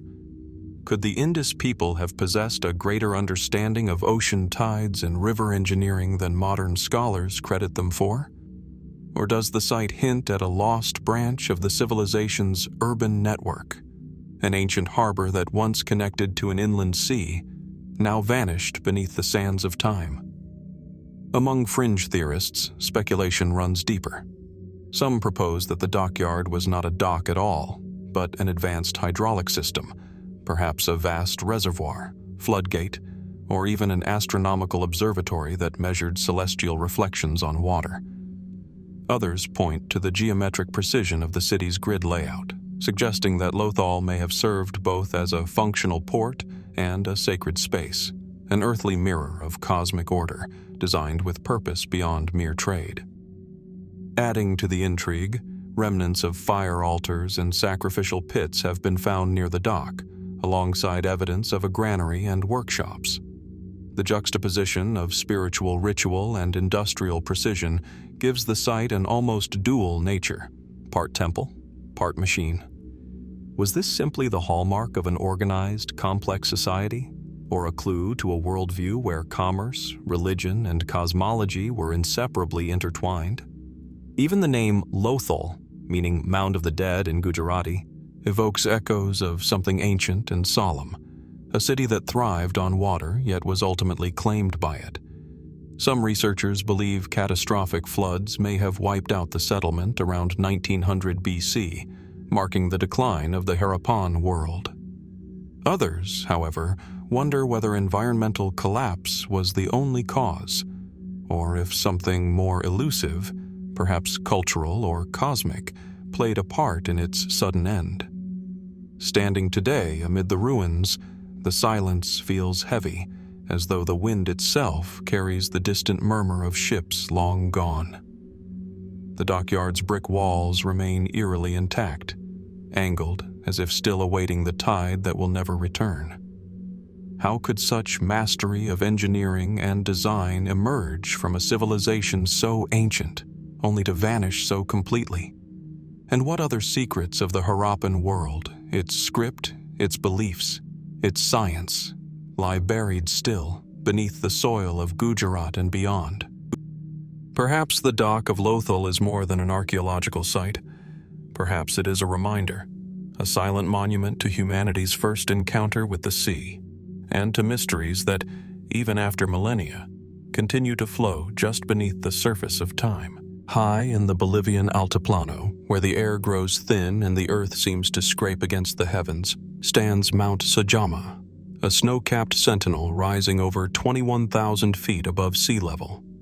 Around its slopes, the landscape stretches vast and silent, a plateau of ochre earth and wind-etched stone. Here, in this desolate expanse, lie one of South America's most enigmatic treasures, the Sajama petroglyphs. Carved into volcanic rock and scattered across miles of open plain, these ancient engravings form an intricate tapestry of animals, spirals, human figures, and geometric patterns, etched so deeply into the stone that they have survived centuries of wind, frost, and sun. Their presence feels deliberate, as though each line and curve were part of a message meant to endure long after its creators vanished. Archaeologists date many of these carvings to at least 2,000 years ago, though some believe the site may be much older, perhaps predating the Tiwanaku and Inca civilizations that once dominated the Andes. The images themselves seem to straddle the line between the earthly and the cosmic. Llamas and pumas appear alongside serpentine figures, solar motifs, and what some researchers describe as radiant beings. It's a gallery without walls, an archive of symbols whose meaning remains just beyond reach. To walk among the Sajama petroglyphs is to step into a kind of open-air mystery. The lines are not confined to a single cliff or cave. Instead, they sprawl across rocky outcrops and boulders, extending for kilometers. Some carvings appear grouped in clusters, others aligned with uncanny precision to the horizon. And when viewed from above, thanks to modern drone imagery, certain arrangements seem to form vast linear networks reminiscent of geoglyphs like those in Nazca, Peru. Were these designs meant to be seen from the sky? Or did they serve a more terrestrial purpose, perhaps guiding travelers, marking sacred territory, or mapping celestial events? The mainstream explanation ties the Sajama petroglyphs to early pastoralist cultures who roamed the high plains long before the rise of empires. According to this view, the carvings likely served ritualistic or communicative purposes, depictions of deities, fertility rites, hunting records, or shamanic visions.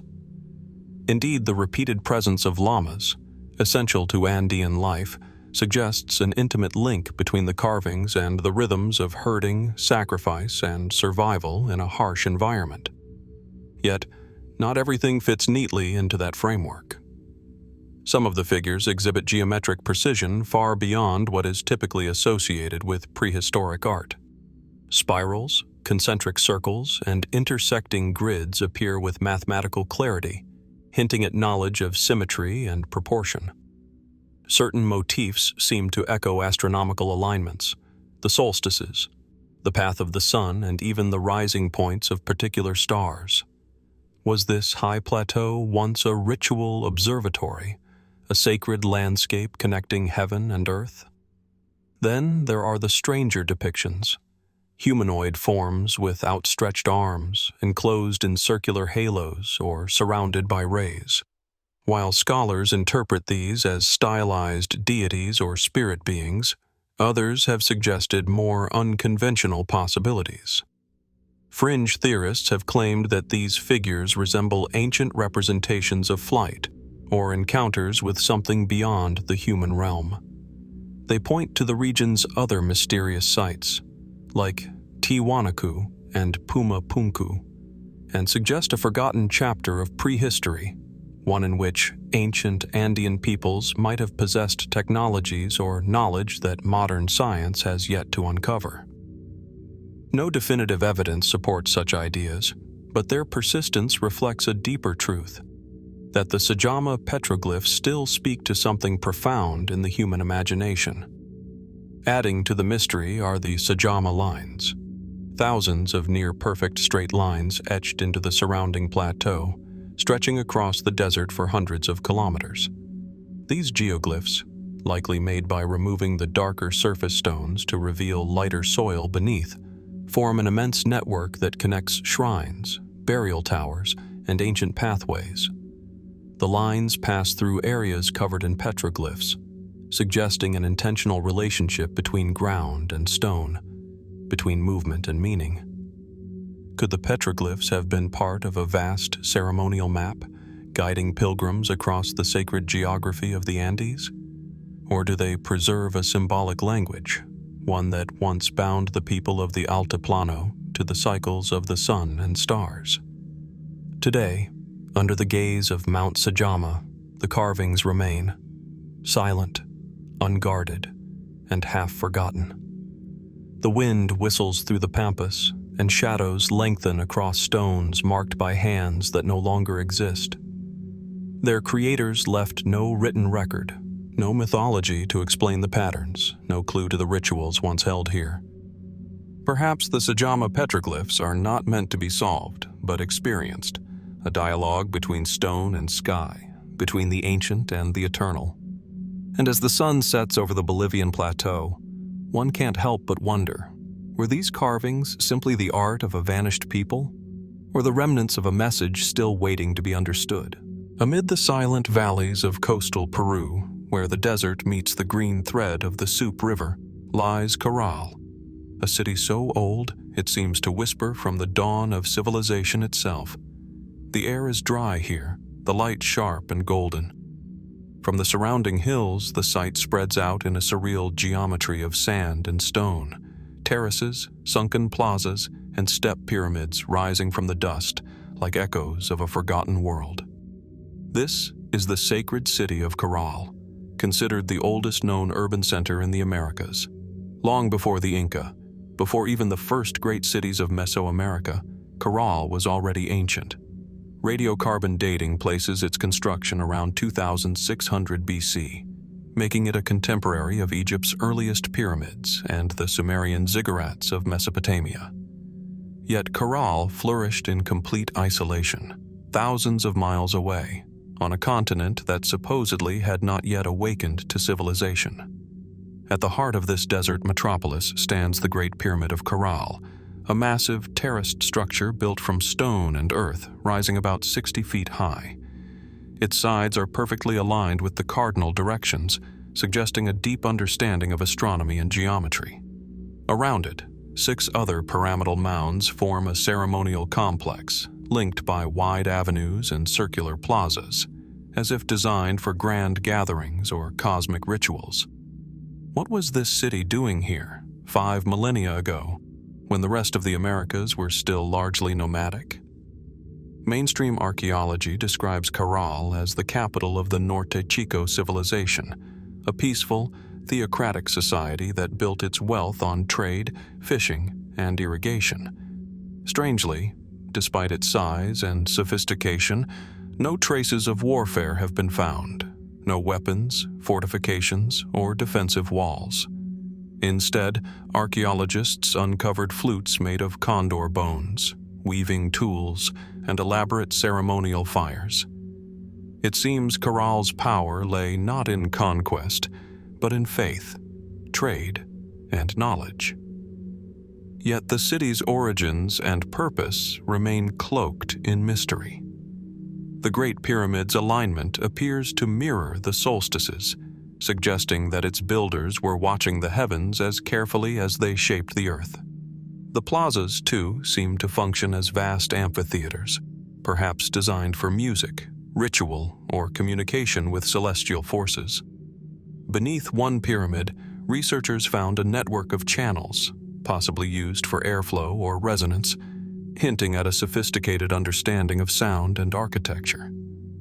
Some theorists have speculated that Caral was not just a political or religious center, but a cosmic observatory, built to map the movements of stars, planets, and seasonal cycles. Others have gone further, suggesting that the site's design encodes mathematical knowledge, ratios and proportions found later in Andean art, and even in faraway civilizations. How did such advanced urban planning emerge seemingly out of nowhere? The isolation of Caral adds to its enigma. There are no signs of outside influence, no pottery, no evidence of metallurgy, no iconography linking it to other known cultures of the time. And yet, it displays an architectural and social sophistication that rivals the earliest cities of the Old World. Did the people of Caral develop civilization independently, or does this site hint at lost connections across the ancient oceans? A few fringe researchers have suggested that Caral's builders may have been part of a much older, global maritime culture, one that predated recorded history and left scattered fingerprints across the world's earliest sacred sites. They point to striking parallels in construction styles. The terraced pyramids of Egypt and Mesopotamia, the circular plazas reminiscent of later Andean sun temples, and the emphasis on astronomical orientation seen from Malta to Peru. While mainstream scholarship views these as coincidences born from similar needs and materials, the resemblance is hard to ignore.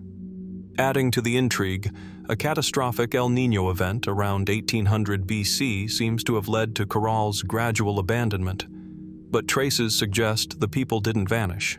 They migrated, carrying their symbols, rituals, and architectural style into other regions of the Andes. Could Caral have been the seed of later civilizations like Chavin, Nazca, or even the Inca? Today, the Great Pyramid stands in eerie silence, its weathered steps bathed in the same sunlight that once guided its builders. The winds that sweep through the Supa Valley carry no answers, only the sound of time itself.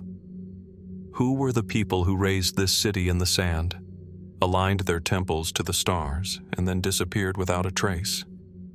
Perhaps Caral is more than just the cradle of American civilization. Perhaps it is a reminder that the story of humanity's beginnings is not linear but cyclical, rising and falling, forgotten and rediscovered, like the desert winds that still move across its ancient stones. In the barren cliffs overlooking the Dead Sea, where wind and silence seem to conspire in secrecy, lie the caves of Qumran, a place whose name has become synonymous with mystery. The parched earth here holds echoes of ancient devotion and exile, of scribes who hid their truths in stone hollows to be found by distant generations. It was in one of these caves, among fragments of parchment and papyrus, that something extraordinary was discovered, an object unlike any of the others. It was not parchment. It was copper. The copper scroll, found in 1952 in Cave 3 of Qumran, is unlike any of the famed Dead Sea Scrolls that surrounded it. While the others contained psalms, prophecies, and apocalyptic visions, this one was written not in ink but engraved into thin sheets of beaten copper, as though meant to outlast fire, water, and time itself. Its text was not spiritual, but material, an inventory, a list. It speaks of hidden treasures, massive quantities of gold and silver, vessels and sacred objects buried in dozens of locations across the Judean desert and beyond. The scroll mentions 64 separate caches, together describing what could amount to one of the largest hoards of precious metal ever recorded in antiquity. Yet no map accompanies it. Only cryptic directions, phrases like, "in the ruin that lies in the valley of Achor, under the steps, 40 cubits deep." For archaeologists and historians, this scroll has become one of the strangest enigmas of the ancient world. Was it real, or was it symbolic, a spiritual metaphor engraved in imperishable metal? Mainstream scholars have long debated its authenticity. Some argue that the copper scroll describes actual hiding places of treasure once belonging to the Second Temple in Jerusalem, perhaps secreted away before the Roman destruction of 70 AD. The quantities described, tons of gold and silver, are staggering, far exceeding what the temple is thought to have contained. Others suggest it refers not to the temple's wealth, but to sectarian treasures, possibly belonging to the Essenes, the ascetic community believed to have lived at Qumran. Yet, no trace of this treasure has ever been found. Over the years, explorers, treasure hunters, and even military officials have combed the desert with the scroll's clues in hand, searching caves, wadis, and ruins. None have struck gold. Some claim the treasure was already found and removed long ago. Others believe the Romans discovered it during their campaigns.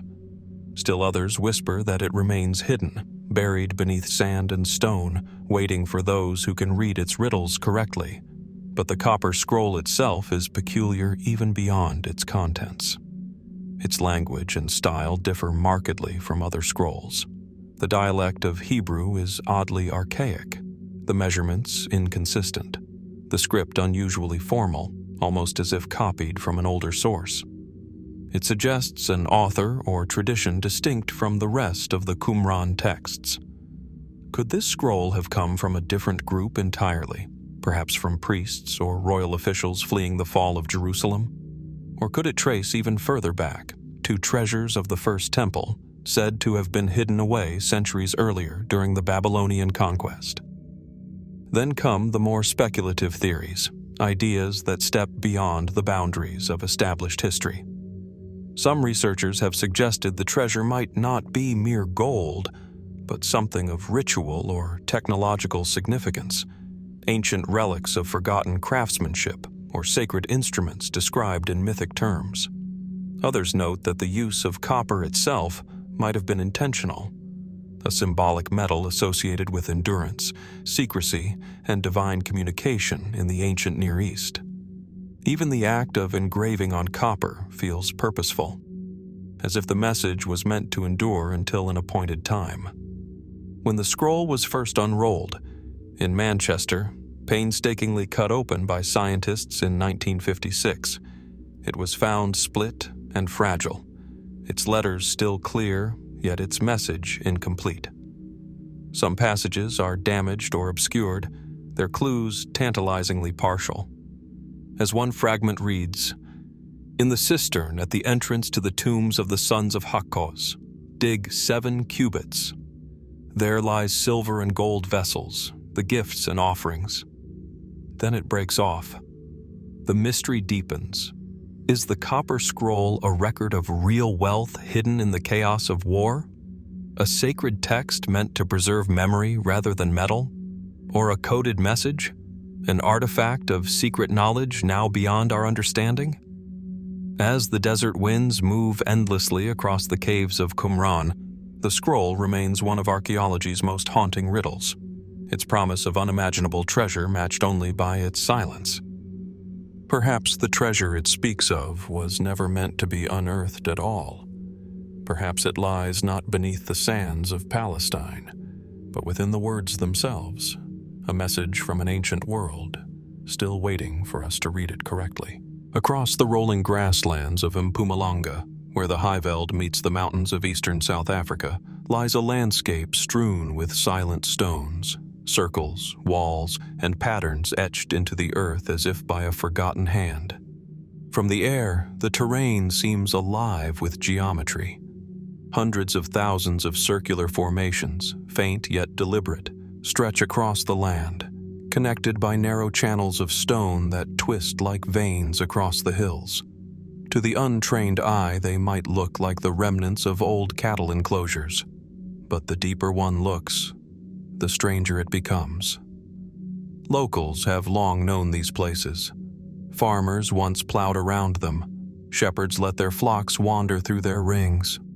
But only with the advent of aerial photography in the 20th century did the sheer scale of these structures come into focus. There are thousands of them, perhaps more than 10,000, scattered across an area covering hundreds of square miles. Some call them the stone circles of Mpumalanga. Others refer to the broader region as Adam's Calendar, a name as enigmatic as the stones themselves. Archaeologists agree that the structures are ancient. Radiocarbon analysis of nearby artifacts suggests they could date back as far as 2000 BC, though some estimates push that number much further into the past. Their builders remain unknown. No written records speak of them. No oral tradition names them. What purpose did these vast stone networks serve? Mainstream archaeology offers several grounded interpretations. Some believe these circles were once part of an extensive system of cattle kraals and settlements, remnants of Iron Age communities that thrived in the region long before colonial contact. The connecting channels, they argue, might have been walkways or boundaries, functional, agricultural, pragmatic. Yet, not all of the structures align neatly with this explanation. Many of the circles show no clear entry or exit point. Others appear aligned with solar and celestial events, marking the positions of sunrise and sunset during solstices and equinoxes. At the heart of one of these formations, high on a ridge known as Inzalo Yelanga, or the birthplace of the sun, stands a cluster of upright stones forming what some have dubbed a calendar. Each pillar appears positioned to mark significant solar movements, much like Stonehenge thousands of miles away. Coincidence? Or a deliberate design echoing a global, prehistoric tradition of sky watching? The deeper mystery lies in the scale. If these were simple livestock enclosures, why are there so many? And why do they stretch across a region where, according to conventional timelines, population density was thought to be low in antiquity? Recent studies using aerial LiDAR mapping reveal that the network of circles, terraces, and connecting walls could number well over 100,000 distinct sites, making it one of the largest ancient structural landscapes on Earth. Larger, in fact, than the Great Zimbabwe complex to the north. Some researchers suggest the stones were used for sound or resonance, pointing to the acoustic properties of certain circular arrangements. Others theorize about a calendar system, a map of celestial cycles encoded into the earth. But beyond these interpretations lie the more speculative ideas, those that capture public imagination. In alternative circles, the Mpumalanga formations are sometimes described as the oldest man-made structures on Earth, relics of a civilization that predates all known African kingdoms. Some claim the site aligns perfectly with the Orion constellation, or that the stones may once have functioned as an energy grid, a phrase that sparks debate between archaeology and pseudoscience alike.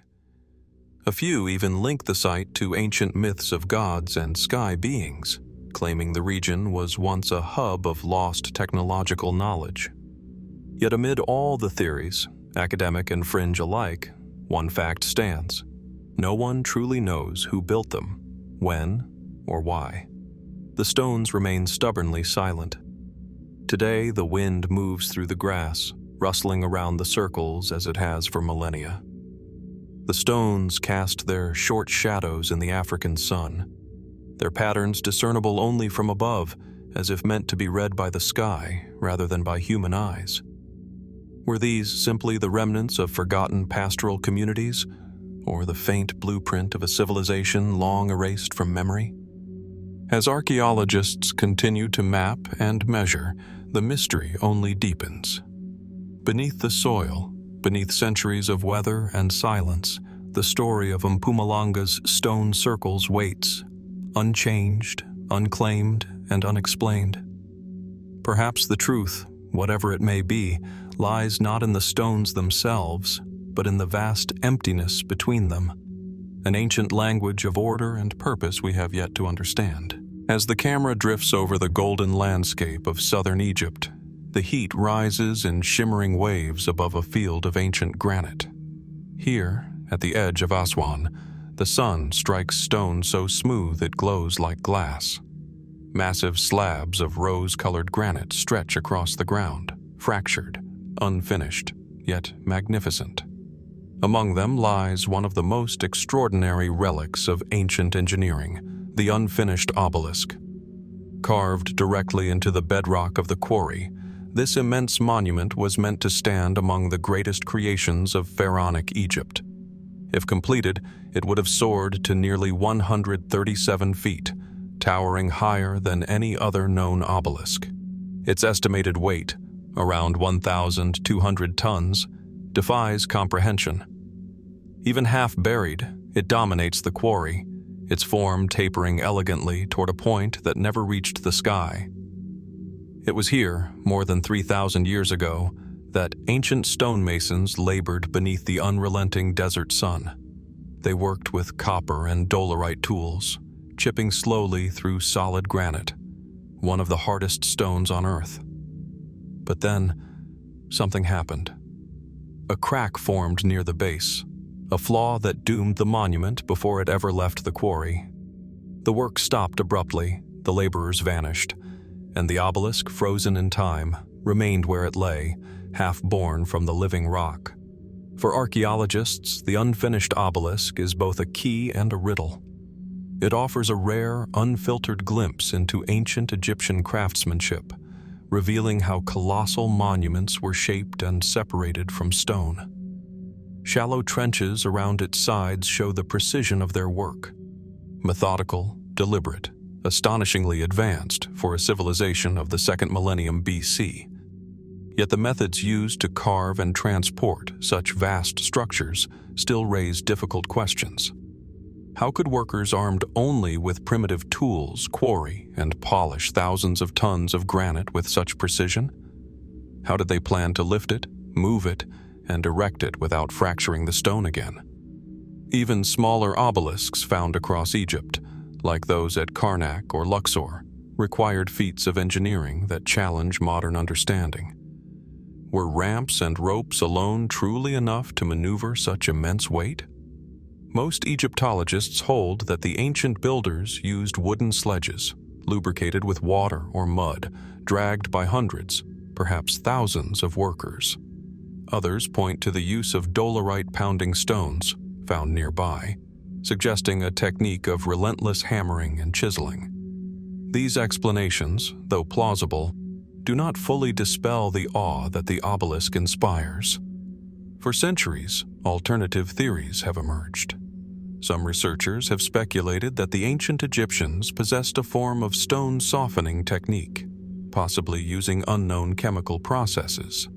Others have proposed that the stone was shaped through advanced vibration tools or acoustic technology, ideas often dismissed by mainstream science, but still whispered among those who see in Egypt's monuments something beyond ordinary human ability. Adding to the intrigue, the unfinished obelisk appears almost too perfect in form. Its sides are even, its angles precise, as though measured by laser. Some theorists argue that this level of accuracy suggests the use of sophisticated surveying instruments or even lost mechanical methods. Yet no direct evidence of such technology has ever been found. Still, the monument speaks through silence.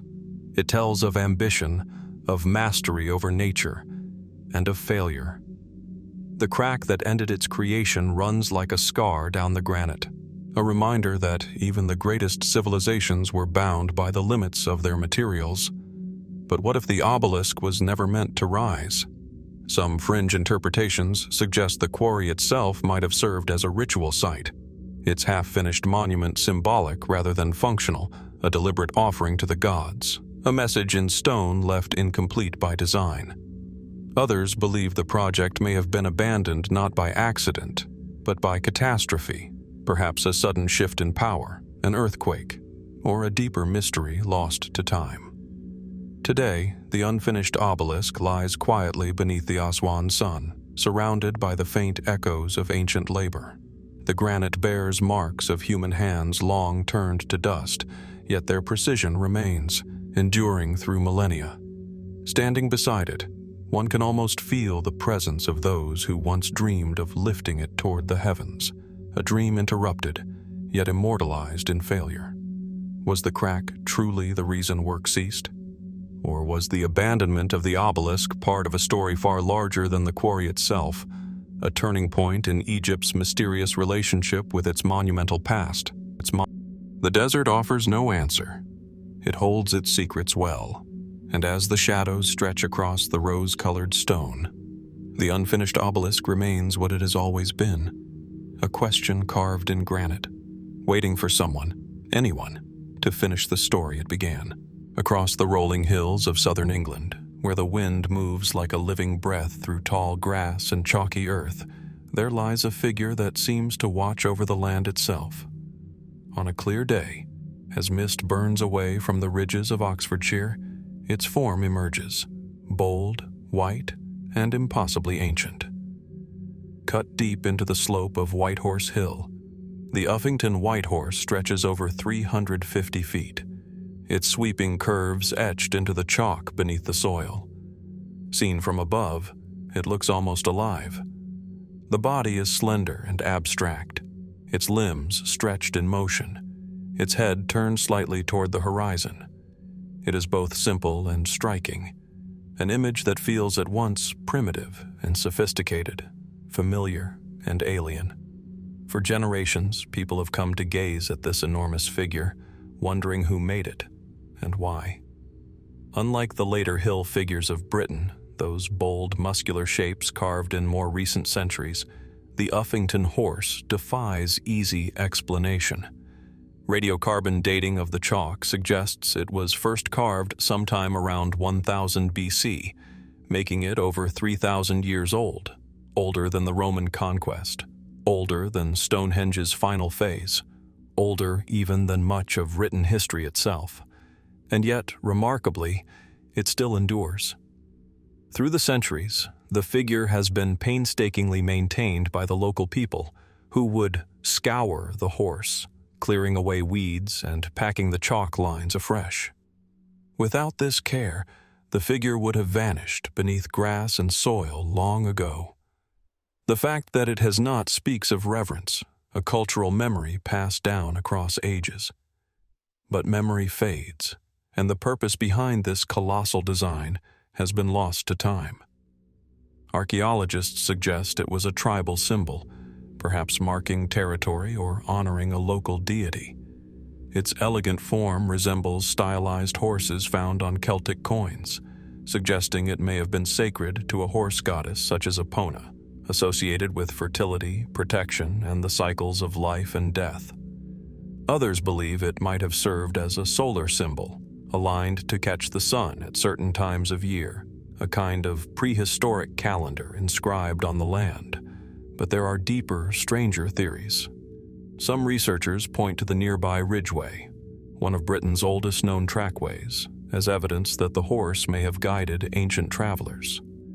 From its position, the figure would have been visible for miles, a gleaming, otherworldly sign to those journeying through the downs. Could it have been a landmark for ancient pilgrims? A sacred marker along an invisible route between ritual sites? Then there are those who look beyond the human altogether. To them, the horse's elongated limbs and surreal proportions seem deliberate, as though designed to be viewed not from the ground but from the sky.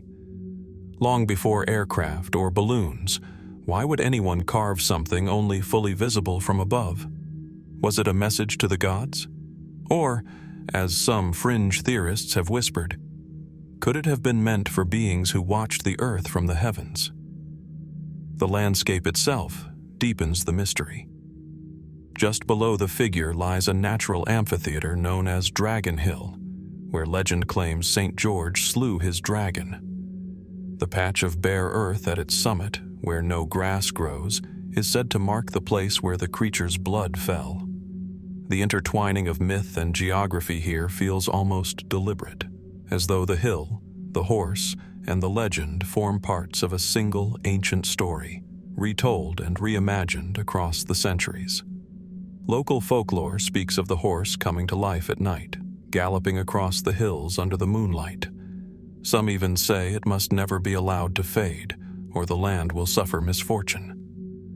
Whether superstition or memory of a forgotten ritual, the persistence of such beliefs suggests that the figure's meaning runs deeper than mere decoration.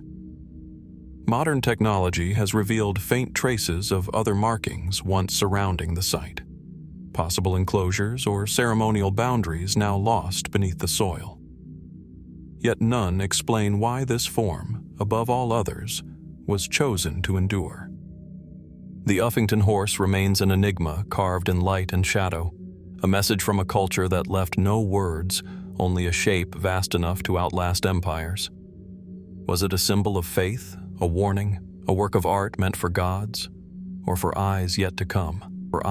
The chalk still gleams when the sun strikes it just right, a reminder that some mysteries are meant to linger, not to be solved, but to be felt. And somewhere in the quiet hum of the wind across the downs, the white horse still runs, unbound by time, its purpose hidden beneath the grass of eternity. South of the Mediterranean, where the sea glimmers like molten glass beneath the Maltese sun, an ancient temple stands upon a windswept plateau overlooking the blue horizon. Massive limestone slabs rise from the earth at Hypogeum, their golden surfaces worn smooth by thousands of years of wind and salt. The stones are arranged not by chance, but with quiet precision. Curved walls, elliptical chambers, and doorways cut so exactly that the sunlight seems to move through them with purpose. At first glance, it feels impossible that this place could be so old. Yet the temple complex of Hypogeum dates to around 3600 BC, a time when Egypt's Great Pyramids were still 1,000 years in the future, and Stonehenge existed only as an idea waiting to be born. It stands as one of the oldest known megalithic structures on Earth, the product of a culture long vanished, leaving behind no written language, no known descendants, and no clear reason for why these colossal stones were raised. The complex once formed part of a sacred landscape stretching across the island of Malta, one of several prehistoric temples aligned with astonishing accuracy to the movements of the sun. At Hypogeum, the main doorway faces southeast, precisely positioned so that during the summer solstice, the first light of dawn pierces through the temple's entrance, illuminating a stone altar deep within its inner chamber. This phenomenon suggests a people with an advanced understanding of astronomy, one that required generations of careful observation, Archaeologists describe the builders of Hagar Chim as part of a Neolithic society of farmers and seafarers. Yet, these same farmers somehow quarried, transported, and raised stones weighing up to 20 tons, with some estimated to reach nearly 60 tons, all without metal tools, beasts of burden, or the wheel. How such feats were achieved remains a question that hums beneath the scholarly explanations. Some propose the use of wooden rollers and rope, but the terrain around Hagar Chim is uneven, riddled with sharp limestone ridges. Others suggest the stones were moved on spherical stones acting as primitive bearings. Still, no one has ever demonstrated how the immense vertical slabs were set upright with such stability, or how the builders achieved their smooth curvatures and perfectly balanced chambers. Beyond the engineering lies a deeper enigma, the meaning of the site itself. Inside the temple, archaeologists uncovered fertility figurines, rounded female forms carved from limestone, sometimes called the Fat Ladies of Malta. Were these symbols of a mother goddess, perhaps linked to the Earth's cycles and renewal? If so, Hagar Chim might have been a sanctuary of life, a womb-like space where stone and sunlight came together in ritual harmony. Yet the architecture also hints at more esoteric purposes. The temple's curved design seems to echo astronomical paths, and some researchers have proposed that its builders encoded celestial knowledge within the stone layout. Could Hagar Chim have served as an ancient observatory, a place where sky, earth, and ritual merged into a single cosmic calendar? There are those who go further still. The isolation of the Maltese Islands, coupled with the sophistication of these temples, has fueled speculation that they are remnants of a lost civilization, possibly predating known history. A few even whisper of connections to the legendary Atlantis, suggesting that these limestone sanctuaries were once part of a vanished world, drowned by rising seas at the end of the last ice age. While such ideas drift beyond the boundaries of accepted archaeology, they persist for one simple reason. The true origin and purpose of Hagar Chim remain uncertain. Even the name itself, translating roughly to standing stones, feels like a placeholder, a label affixed by later generations who had long forgotten the temple's original builders. In recent years, ground-penetrating radar and 3D scanning have revealed subtle subsurface anomalies beneath the complex, suggesting there may be hidden chambers or earlier foundations lying beneath the current structure. If that proves true, Hagar Chim could represent not the beginning, but a continuation, an evolution of an even older sacred tradition lost to time. As the sun sets over the Mediterranean, the stones of Hagar Chim take on a warm, golden glow. The air grows still, and the sea below reflects the dying light like liquid fire. In that moment, it's easy to believe the temple is more than architecture. It feels alive, resonant, as though listening for something across the centuries. Who built this sanctuary on the edge of the sea? What faith moved them to carve their devotion into rock that would outlast empires? And what other secrets might still sleep beneath the Maltese soil, waiting to rise once more into the light? In the fertile plains of Sichuan, China, where morning mist drifts over winding rivers and emerald paddy fields, an extraordinary discovery emerged from beneath centuries of earth and silence. Archaeologists uncovered the remnants of a civilization that seemed to have vanished without warning, leaving behind artifacts that defy understanding. Sangxingdui. Among its treasures, none captures the imagination like the so-called crying statues. Bronze figures whose wide, staring eyes, open mouths, and tears frozen along their cheeks convey an almost unbearable emotion. These statues are not merely objects. They are voices from a culture lost to history, speaking across more than 3 millennia, bridging the chasm between modern observers and a people whose lives are otherwise unknown. The first fragments of Sangxingdui surfaced in 1929, but it was not until 1986 that excavations revealed the full magnitude of this civilization. Massive pits, some more than 20 feet deep, held hundreds of extraordinary objects: ritual bronze masks, intricately carved vessels, and life-sized statues that defy conventional artistic norms. Among them, the crying figures immediately drew attention, not simply for their scale, but for their profound emotional resonance.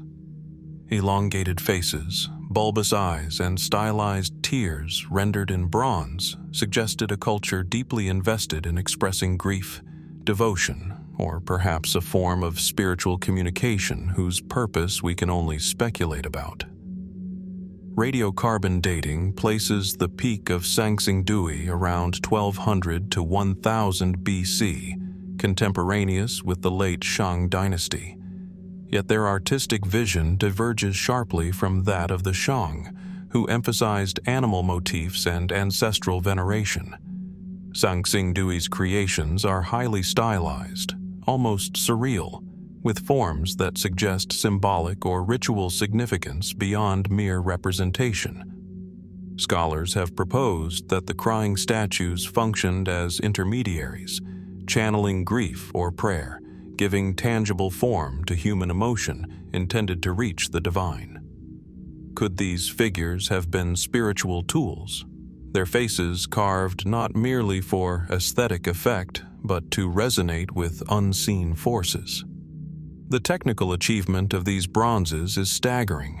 Some statues exceed 8 feet in height, cast in single, complex molds with meticulous attention to detail. The tiers themselves, cast in bronze rather than affixed after the fact, demonstrate a sophistication that rivals, or even surpasses, what we know of contemporary civilizations. How artisans of this era achieved such precision with rudimentary tools is a question that continues to puzzle modern metallurgists and historians. Was there lost knowledge of metalworking, or techniques deliberately obscured by time? Mainstream interpretations suggest these artifacts were ritual objects, linked perhaps to sacrifices, ceremonies, or the veneration of ancestors. The tears might symbolize mourning, supplication, or the plea for divine favor. Yet the lack of written records and the abrupt disappearance of the Sanxingdui civilization around 1000 BC leaves a void in understanding.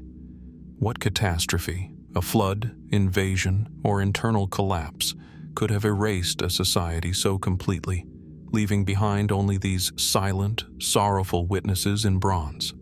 Speculative theories have proliferated in response to the mystery. Some researchers propose that the statues depict shamanic figures, spiritual intermediaries, whose exaggerated expressions amplified emotional energy during ritual. Others suggest they memorialize collective trauma, perhaps a flood or plague that reshaped the region. A few fringe hypotheses even suggest influence from unknown external cultures, though no evidence substantiates these claims. Still, the sheer intensity of the figure's expressions raises profound questions. Why such anguish, and what cultural meaning did it hold? The burial pits themselves amplify the enigma. Many objects were deliberately broken, bent, or burned before being interred, suggesting ritual closure or symbolic destruction. Was this an act of reverence, a method of retiring sacred items, or a deliberate erasure of knowledge? The care taken in these ceremonies, combined with the emotional power of the crying statues, implies that the events surrounding their burial were as meaningful as their creation. Walking among the recovered figures today, whether in a museum or imagined amid the quiet fields of Sichuan, one feels the weight of an entire culture pressing down. Their hollow, penetrating eyes seem to demand recognition, not simply of who they were, but of what was lost. These statues do not merely depict sorrow, they embody it, offering a visceral link to lives, rituals, and emotions that vanished almost entirely from history. The Sanxingdui civilization remains an enigma. We know they thrived, built, and worshipped, but the essence of their experience, their fears, hopes, and daily lives, is locked away in bronze and buried earth. Were the crying statues meant to console, warn, or bear witness to human suffering? And beneath the fertile plains of Sichuan, what else remains, concealed by centuries of soil and forgotten memory, waiting for discovery? As the wind drifts across the rice paddies and brushes the modern fields, the bronze tears glimmer faintly in the sunlight, a quiet, unanswered question from the past. In a world that has long moved on, what messages from Sangsingdui still cry out for understanding? And will humanity ever hear them fully? Beneath the sun-scorched valleys and jagged rock formations of central Turkey, a hidden world stretches far beyond what the eye can see. In Cappadocia, the landscape is already strange, a surreal tableau of fairy chimneys, spires, and rolling plains carved from soft volcanic tuff. Yet, beneath this alien terrain lies something even more extraordinary. An intricate network of subterranean tunnels and cities, extending for miles below the surface, forgotten by time and largely unseen by modern civilization. From the outside, the entrances are modest, small, inconspicuous holes in the rock, easily overlooked by travelers passing along winding paths. But once inside, the tunnels reveal a world of corridors, chambers, and spiral staircases carved meticulously into the stone. Rooms for living, kitchens, wells, chapels, and even stables testify to a sophisticated understanding of engineering and human needs, all achieved without the aid of metal tools in the earliest phases. Some of the underground cities, such as Derinkuyu and Kaimakli, are thought to descend over 300 feet below ground, with the ability to shelter thousands of people at once.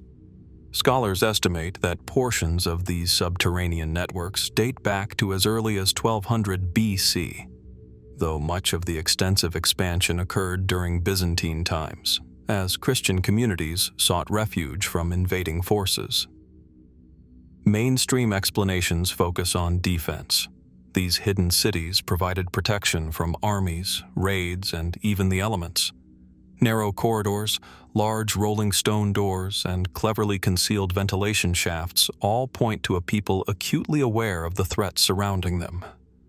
Yet the sheer scale of the tunnels inspires questions beyond simple survival. How did these early builders achieve such precision in excavation, with ventilation and structural stability over such vast expanses? The stone itself is soft, and while that made carving possible, it also made the structures vulnerable to collapse. Ingeniously, the tunnels include pillars left in place as natural supports, intricate arches, and multi-level designs that suggest careful planning rather than haphazard digging. Could it be that these underground architects possessed knowledge passed down through generations, now lost to history? The mystery deepens when considering the purpose and extent of the networks. While Derinkuyu and Kaimakli are the largest excavated sites, satellite imaging and preliminary surveys suggest hundreds of smaller tunnels may connect distant villages, forming an underground web spanning kilometers. Were these tunnels merely defensive refuges, or did they serve a larger, more enigmatic function, perhaps as centers of trade, religious activity, or secret knowledge? Some fringe theories propose that these underground labyrinths could have been used for ritual initiation, aligning with astronomical or mystical principles now forgotten. Archaeologists have uncovered evidence of food storage, wine presses, and water cisterns, which indicates not just temporary shelter, but the ability to sustain life underground for extended periods. Such features hint at a people capable of foresight and planning on a monumental scale. Yet, despite centuries of research, the original vision for these subterranean complexes remains elusive. Were they primarily defensive, or was there a spiritual component, a sacred underworld echoing beliefs about life, death, and the afterlife? The tunnels themselves are not static relics. They carry the memory of countless generations. Ancient graffiti, carvings, and symbols etched into the walls hint at ritual or record-keeping, yet their meaning is lost. Some markings resemble animals or celestial shapes, while others appear abstract, suggesting a symbolic language that we may never fully decipher. Could these have been messages to the gods, or perhaps warnings to those who would enter these labyrinths unprepared? Even the topography of Cappadocia seems to play a role in this underground architecture. The soft tuff allowed carving on a scale unimaginable in harder stone, yet the region is also dotted with natural caves, chimneys, and tunnels. Did the builders integrate these natural formations into their designs, or were these geological quirks reinterpreted as sacred spaces? The interplay between natural and man-made continues to intrigue researchers, for the lines between earth and artifice are astonishingly blurred. Walking through the echoing chambers today, one is struck by the silence and the scale of human ambition. The air carries a faint, cool dampness, and the walls seem to hum with centuries of hidden life. It is easy to imagine the stories, the fears, and the prayers of those who once traversed these passages, moving through the darkness in secret, carrying their lives and their culture beneath the surface. The subterranean tunnels of Cappadocia remain among the most enigmatic feats of human engineering in history, a complex network whose origin, purpose, and full extent are still not completely understood. Were these tunnels simply fortresses, or did they hold deeper secrets, ritual, knowledge, or something entirely alien to our understanding? And beneath the layers of centuries, how many passages remain undiscovered, still guarding the mysteries of a vanished world? As the faint light of day struggles through narrow shafts, the tunnels invite contemplation. They whisper of ingenuity, faith, and fear, and they leave us with a profound question. In a landscape where the earth itself has been sculpted into shelter and sanctuary, what other truths lie hidden, waiting to emerge from the shadows? Beneath the shimmering waters of Egypt's Mediterranean coast, just off the mouth of the Nile, lies a city swallowed by the sea, lost for millennia. Thonis Heracleion. Once a bustling hub of trade and religion, this city now rests in silent repose beneath layers of sand and silt, its temples, statues, and colonnaded streets preserved in the cold embrace of the underwater world. Sunlight, filtered through the waves, casts eerie patterns across broken obelisks and toppled sphinxes, illuminating a city frozen at the moment of its mysterious disappearance. Historical accounts tell of Thonis Heracleion as Egypt's gateway to the Mediterranean, where foreign merchants converged to exchange goods, culture, and ideas. Greek historians recorded the city's grandeur, linking it with the worship of Amun and Osiris, and noting the ceremonial processions that traveled from the Nile to its temples. Yet despite these writings, for centuries the city's exact location remained a matter of legend, spoken of with awe and skepticism. It was not until the late 20th century that underwater archaeologists confirmed what had long been suspected. Thonis Heracleion lay beneath the waves, a monumental testament to a vanished civilization. The excavation of the submerged ruins has revealed a city of astonishing scale and artistry. Massive statues, some over 20 feet high, lie toppled in the sand, their faces serene, as if asleep. Columns encrusted with marine life hint at once grand temples, while rows of sphinxes guard avenues now claimed by the sea. Coins, jewelry, and pottery bear witness to a thriving mercantile culture, yet the circumstances of the city's descent into the depths remain shrouded in mystery. Was it a single cataclysmic event, a series of earthquakes, soil liquefaction, or a massive flood that caused Thonis Heracleion to sink, or a gradual subsidence over centuries? Some mainstream interpretations focus on natural causes.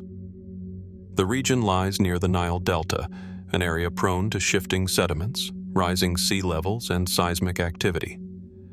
Structural instability in buildings combined with sudden natural disasters could have led to a rapid submersion. Yet these explanations, while plausible, leave questions unanswered. Why were entire temples, massive statues, and civic structures left abandoned, with no apparent attempts at salvage? And how did the city, once vibrant and central to Mediterranean trade, vanish from memory so completely? The underwater city also sparks speculation that reaches beyond conventional archaeology. The grandeur and sophistication of Thonis Heraklion suggest a culture with advanced engineering, capable of constructing massive temples and monuments in challenging terrain. Could there have been knowledge or techniques lost to time, forgotten in the centuries that followed? Some researchers wonder if the city's inundation was not only a product of nature but might also have held ritual significance, a symbolic return to the waters in line with Egyptian religious beliefs regarding death, the afterlife, and the primordial waters of creation. Every dive into Thonis Heraklion is a journey through history and myth intertwined. In the sand, archaeologists have uncovered inscribed stelae, offering glimpses into civic decrees and religious rites, alongside amphorae that speak of trade networks reaching across the Mediterranean. The juxtaposition of these artifacts against the natural incrustations of coral and sediment evokes a profound sense of temporal dislocation, a world that existed in full human complexity, now alien and silent beneath the waves. Yet the city guards its secrets closely. There are anomalies that resist easy explanation. Statues buried at unnatural angles, artifacts clustered in seemingly deliberate patterns, and remnants of structures that do not correspond neatly with known architectural norms of the period. Were these arrangements functional, symbolic, or accidental? The patterns invite questions about the society that once thrived here, its politics, spirituality, and perhaps even its understanding of the natural forces that ultimately claimed it. Exploring Thonis Heraklion today, one cannot ignore the interplay of nature and human ambition. Waves wash over ancient steps, fish weave through the hollowed eyes of statues, and sediments shift slowly, erasing and revealing in a continuous, silent rhythm. It is a place where history and mystery coexist, where the line between human achievement and the inexorable forces of the earth becomes both stark and poetic. The submerged ruins of Thonis Heraklion offer more than archaeological insight. They are a meditation on impermanence, a reminder that even the greatest cities may vanish, leaving behind only fragments to whisper their stories. As divers trace the outlines of temples and streets, one is left to wonder, what prompted this city to disappear beneath the waters, and what other secrets lie hidden in the depths of the Mediterranean, still waiting to be discovered. The mystery endures, inviting us to peer into the past and confront the delicate balance between civilization and the sea, between human endeavor and the unknowable forces that shape our world. In the arid expanses of southern Peru, where the desert stretches endlessly beneath a merciless sun, there exists a landscape etched not by wind or water alone, but by human hands.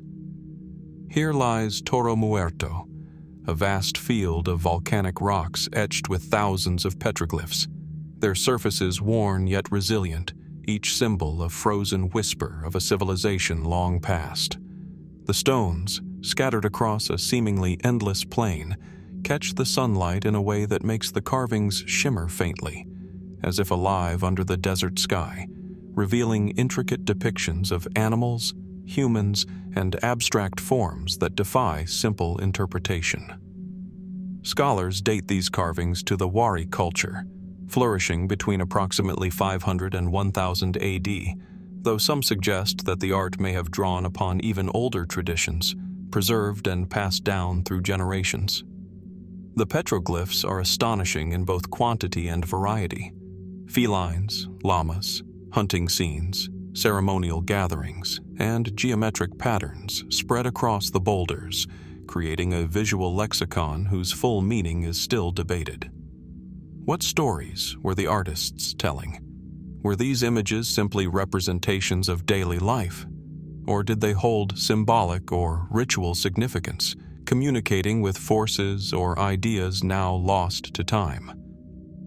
Mainstream interpretations often emphasize the cultural and religious context. Many believe the petroglyphs functioned as ritual markers, invoking protection, fertility, or the favor of the gods. Others suggest they served as territorial indicators, mapping grazing lands, water sources, or trade routes. Yet, when standing among the rocks, one cannot help but feel that there is more than practical or religious explanation at play. The density and scale of the carvings, stretching for kilometers, suggest a society capable of complex social organization and planning, with a collective memory embedded in stone, a deliberate act of permanence in a landscape otherwise harsh and unforgiving. Some of the most enigmatic carvings challenge easy understanding. Figures with multiple limbs, hybrid creatures that blend human and animal forms, and intricate geometric symbols hint at knowledge or beliefs that remain opaque. Could these abstract figures encode stories, astronomical knowledge, or even maps of a lost world?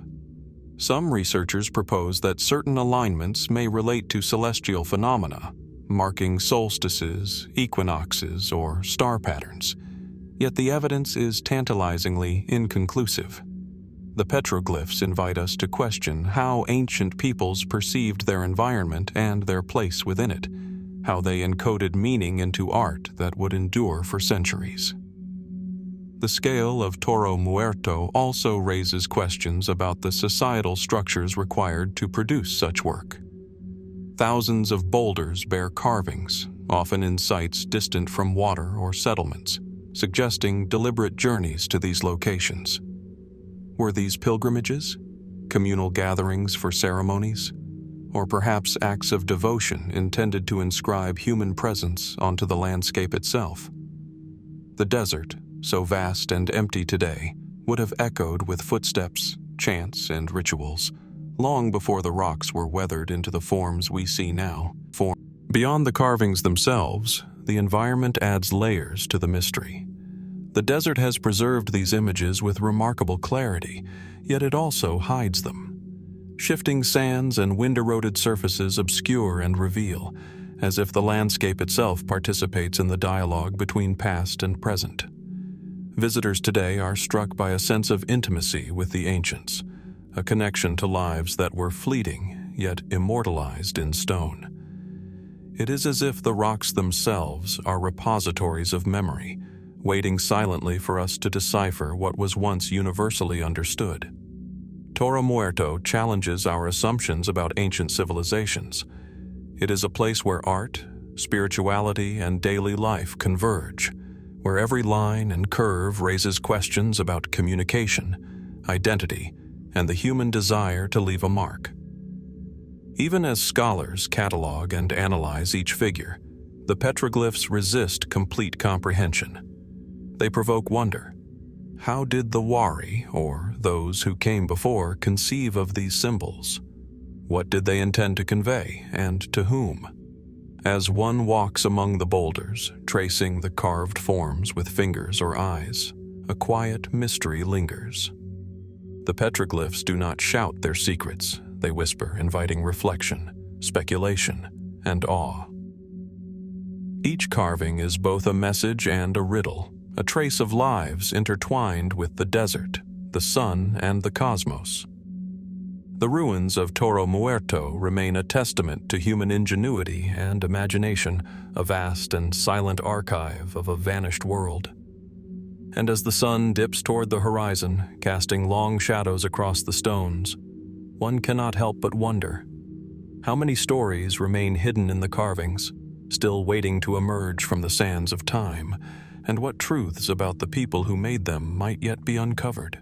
Nestled along the gentle bends of the Crawfish River in southern Wisconsin, the Aztalan Mounds rise quietly from the rolling landscape, a collection of earthen pyramids, enclosures, and defensive embankments that seem at once familiar and profoundly enigmatic.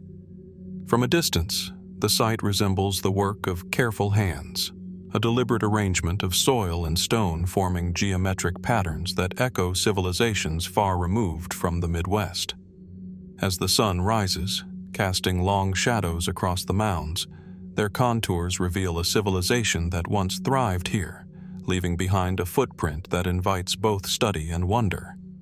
Archaeologists attribute Aztlan to the Middle Mississippian culture, dating from roughly 1050 to 1200 AD, a society known for its complex social structures, agricultural practices, and ceremonial centers.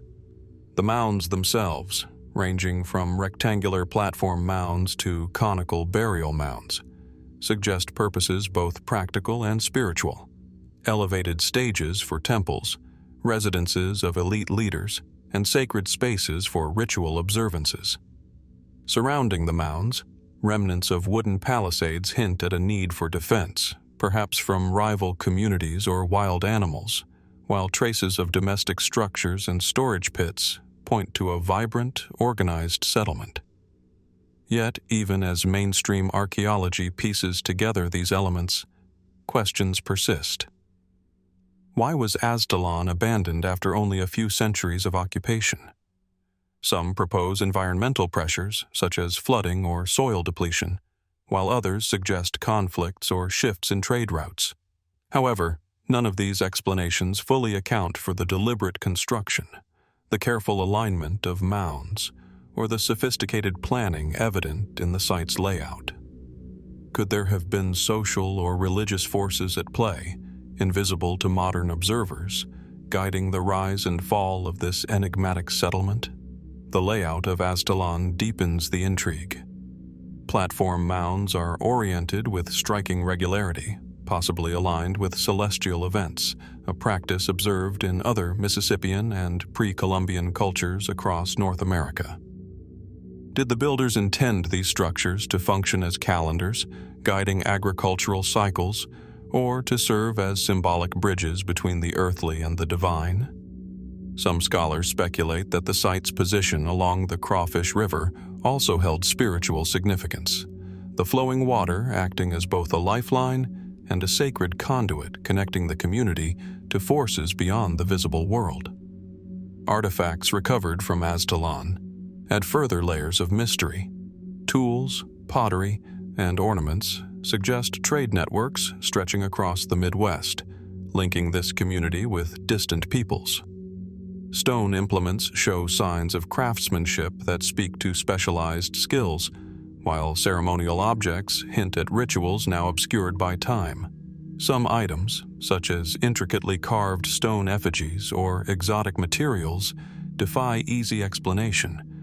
Were these symbols of power, tokens of belief, or objects with purposes that we can only begin to imagine? The very scale and organization of Aztlan raise questions about the society that built it. Constructing platform mounds requires coordinated labor, planning, and social hierarchy, suggesting a community capable of both practical engineering and abstract thought. How did such knowledge develop in relative isolation? Was Aztlan part of a wider cultural network, exchanging ideas and innovations with distant settlements? Or did it represent a unique, locally conceived experiment in urban and spiritual design? As one walks among the mounds today, the quiet of the Wisconsin landscape belies the activity that once filled this place. Children may have run across the plazas, fires may have smoldered in hearths, and ceremonies may have resonated across the platform mounds. Yet the reasons behind their choices, the layout, the alignments, the symbols, remain partially hidden. Each mound and embankment is a question etched in earth, a testament to human ingenuity and a reminder of what we cannot fully know. Even the abandonment of Aztlan contributes to its mystique. Was it a gradual decline, a forced migration, or a deliberate ritual closure? The absence of conclusive answers transforms the site from a mere archaeological curiosity into a silent dialogue between past and present. The mounds challenge observers to confront both the achievements and the mysteries of those who came before, to consider the interplay of environment, society, and belief in shaping human history. The Aztalan mounds endure as a place of reflection, where the echoes of ancient footsteps mingle with the whispers of the river, and where the careful symmetry of the earth itself invites contemplation. In the shadows of the mounds, one is left to ponder the lives, aspirations, and unknown motivations of a civilization that rose, flourished, and vanished, leaving behind traces that continue to intrigue and inspire. And as the wind stirs the grass and the river winds its course, the question remains: what deeper truths about the builders of Aztalan lie hidden, waiting for future generations to uncover, and how much of their story will the earth itself ever reveal? Tucked away in the remote highlands of Sulawesi, Indonesia, the Bada Valley stretches across a landscape of rolling hills, verdant forests, and mist-shrouded cliffs, a place that seems suspended between past and present. Scattered across this lush terrain are hundreds of ancient megaliths, standing silently amid rice paddies and bamboo groves, their weathered surfaces bearing witness to millennia of wind, rain, and the slow passage of time. Some rise upright like solemn sentinels, others lie toppled or half-buried, as if the earth itself is reluctant to relinquish its secrets. From a distance, the stones seem simple, mere slabs of rock, but up close, the careful shaping and occasional carvings hint at a purpose far beyond mere decoration or utilitarian use. Archaeologists have long studied these monoliths, dating them roughly from 500 BC to 1300 AD, placing them within the context of Indonesia's enigmatic prehistoric cultures. The Bada Valley megaliths include statues, sarcophagi, and ritual stones, each crafted from volcanic rock extracted from nearby quarries. Many bear anthropomorphic features, faces, torsos, or abstract symbols, leading researchers to speculate that they were central to ceremonies, ancestor worship, or community rites. Yet, despite decades of study, the exact reasons these stones were erected and the societal structures that produced them remain only partially understood. The layout of the megaliths deepens the mystery. Unlike other megalithic sites around the world, there is no obvious grid or consistent orientation. Some stones appear in clusters, forming small ceremonial centers. Others stand isolated, as if marking a path or delineating sacred ground. Could these arrangements correspond to astronomical events, seasonal cycles, or spiritual principles lost to time? Observers have noted alignments with the sun during solstices and equinoxes, but the evidence is far from conclusive, leaving room for interpretation and for wonder. Among the Bada Valley megaliths, some of the largest weigh several tons, carved and transported without the use of metal tools, pulleys, or modern machinery. How such massive stones were moved across hilly terrain by relatively small prehistoric communities remains an open question. Were they rolled on logs, dragged with ropes, or lifted using methods now forgotten? The effort involved suggests that these structures were more than simple markers. They were objects of devotion, power, or memory, their creation requiring coordination, labor, and a shared cultural vision. Artifacts found near the megaliths provide additional layers of intrigue. Pottery shards, stone tools, and small ornaments indicate a settled, agricultural community capable of sophisticated craftsmanship. The designs etched into the stones, ranging from geometric patterns to rudimentary depictions of human figures, suggest an abstract or symbolic language that has vanished. Could these carvings encode myths, historical events, or spiritual teachings? Some researchers posit that the stones were used to honor ancestors, serving as both tomb markers and conduits to the afterlife. Others wonder whether the megaliths were part of a broader ritual landscape, linking communities across the valley in shared ceremonies and beliefs. Yet, the Bada Valley megaliths retain a strangeness that resists complete explanation. Unlike the well-documented temple complexes of Java or the famous stone circles of other continents, these monoliths sit in relative isolation, often hidden by dense vegetation or remote hillsides. They do not form an empire's statement of power, nor a single monumental narrative. Instead, they whisper of localized traditions, individual families or clans, and spiritual practices that might have been intimately tied to the land itself. Speculative theories abound. Some suggest extraterrestrial influence, though there is no tangible evidence beyond the awe inspired by the stone's size and placement. Others propose lost technological knowledge or ritual practices that modern science cannot yet reconstruct. Could these monoliths be the remnants of a once unified culture now dispersed, or markers of a spiritual landscape where the living and the dead communicated through stone? The questions outnumber the answers, and the silence of the stones only deepens the sense of mystery. Walking among the megaliths today, one cannot help but feel a connection to the people who shaped them. Fingers trace worn grooves, and eyes scan abstract faces carved into volcanic rock. The air seems thick with the echoes of ceremonies long past, of chants and footsteps that will never return, of a worldview embedded into the landscape in ways both deliberate and inscrutable. Each monolith is a question etched into the earth, a fragment of a civilization whose stories remain tantalizingly out of reach.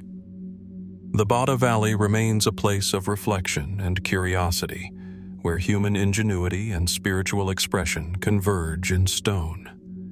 The megaliths stand as silent witnesses, enduring through centuries of change, waiting for discovery, understanding, or simply contemplation.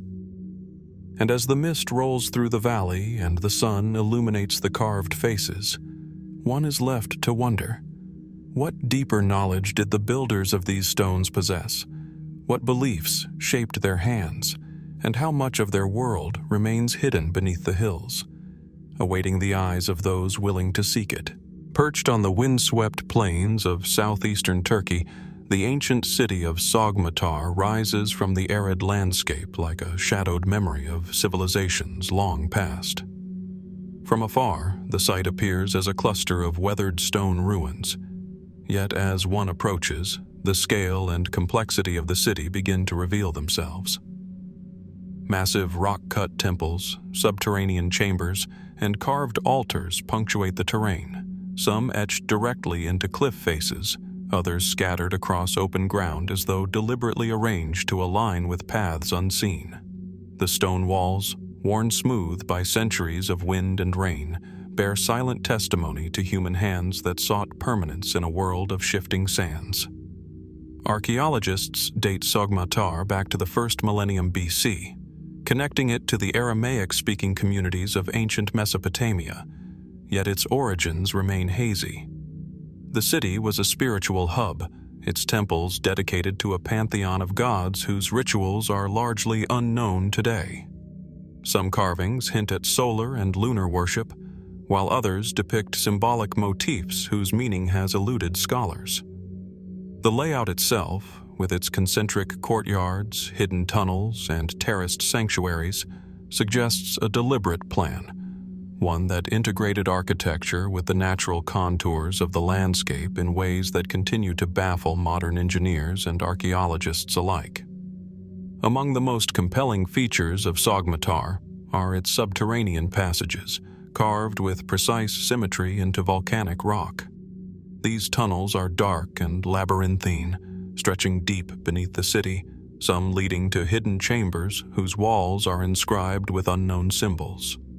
How these tunnels were constructed, and for what precise purpose, remains uncertain. Were they secret ritual spaces, communal shelters, or pathways connecting to other sacred sites across the region? Evidence points to careful planning, yet the motives behind such an elaborate network remain a tantalizing mystery. The temples themselves contain altars and carvings that suggest a culture steeped in ritual practice. Some scholars have proposed that the city functioned as a pilgrimage center, drawing devotees from distant lands to participate in ceremonies that may have included offerings, astronomical observations, or initiations into secret knowledge. The positioning of certain temples along elevated ridges raises further questions. Were these locations chosen to track celestial events, to mark solstices, or perhaps to harness some lost form of ritualized energy? Each possibility adds a layer of intrigue to an already enigmatic site. Despite the archaeological evidence, much of Sogmatar's history is shrouded in legend. Local folklore speaks of gods walking among mortals, of hidden treasures buried beneath the stone floors, and of mysterious carvings that come alive in the moonlight. Ancient texts hint at a city that may have been a crossroads of trade, religion, and diplomacy. Yet these accounts are fragmentary, leaving modern observers to piece together a narrative from stone, dust, and myth. Could Sogmatar have been a spiritual laboratory? A city where the earthly and divine intersected in ways that challenged the understanding of its own time? One cannot ignore the scale of effort required to build Sogmatar. Massive stones were quarried, shaped, and transported across rugged terrain, their placement precise, their alignment deliberate. Without modern tools, the builders achieved feats that still impress engineers and architects today. How a relatively small population accomplished such monumental work, and what knowledge guided their hands, remains a matter of speculation. Did they employ forgotten technologies? Or were these constructions the result of a highly organized society whose understanding of geometry, astronomy, and ritual surpasses what we can reconstruct?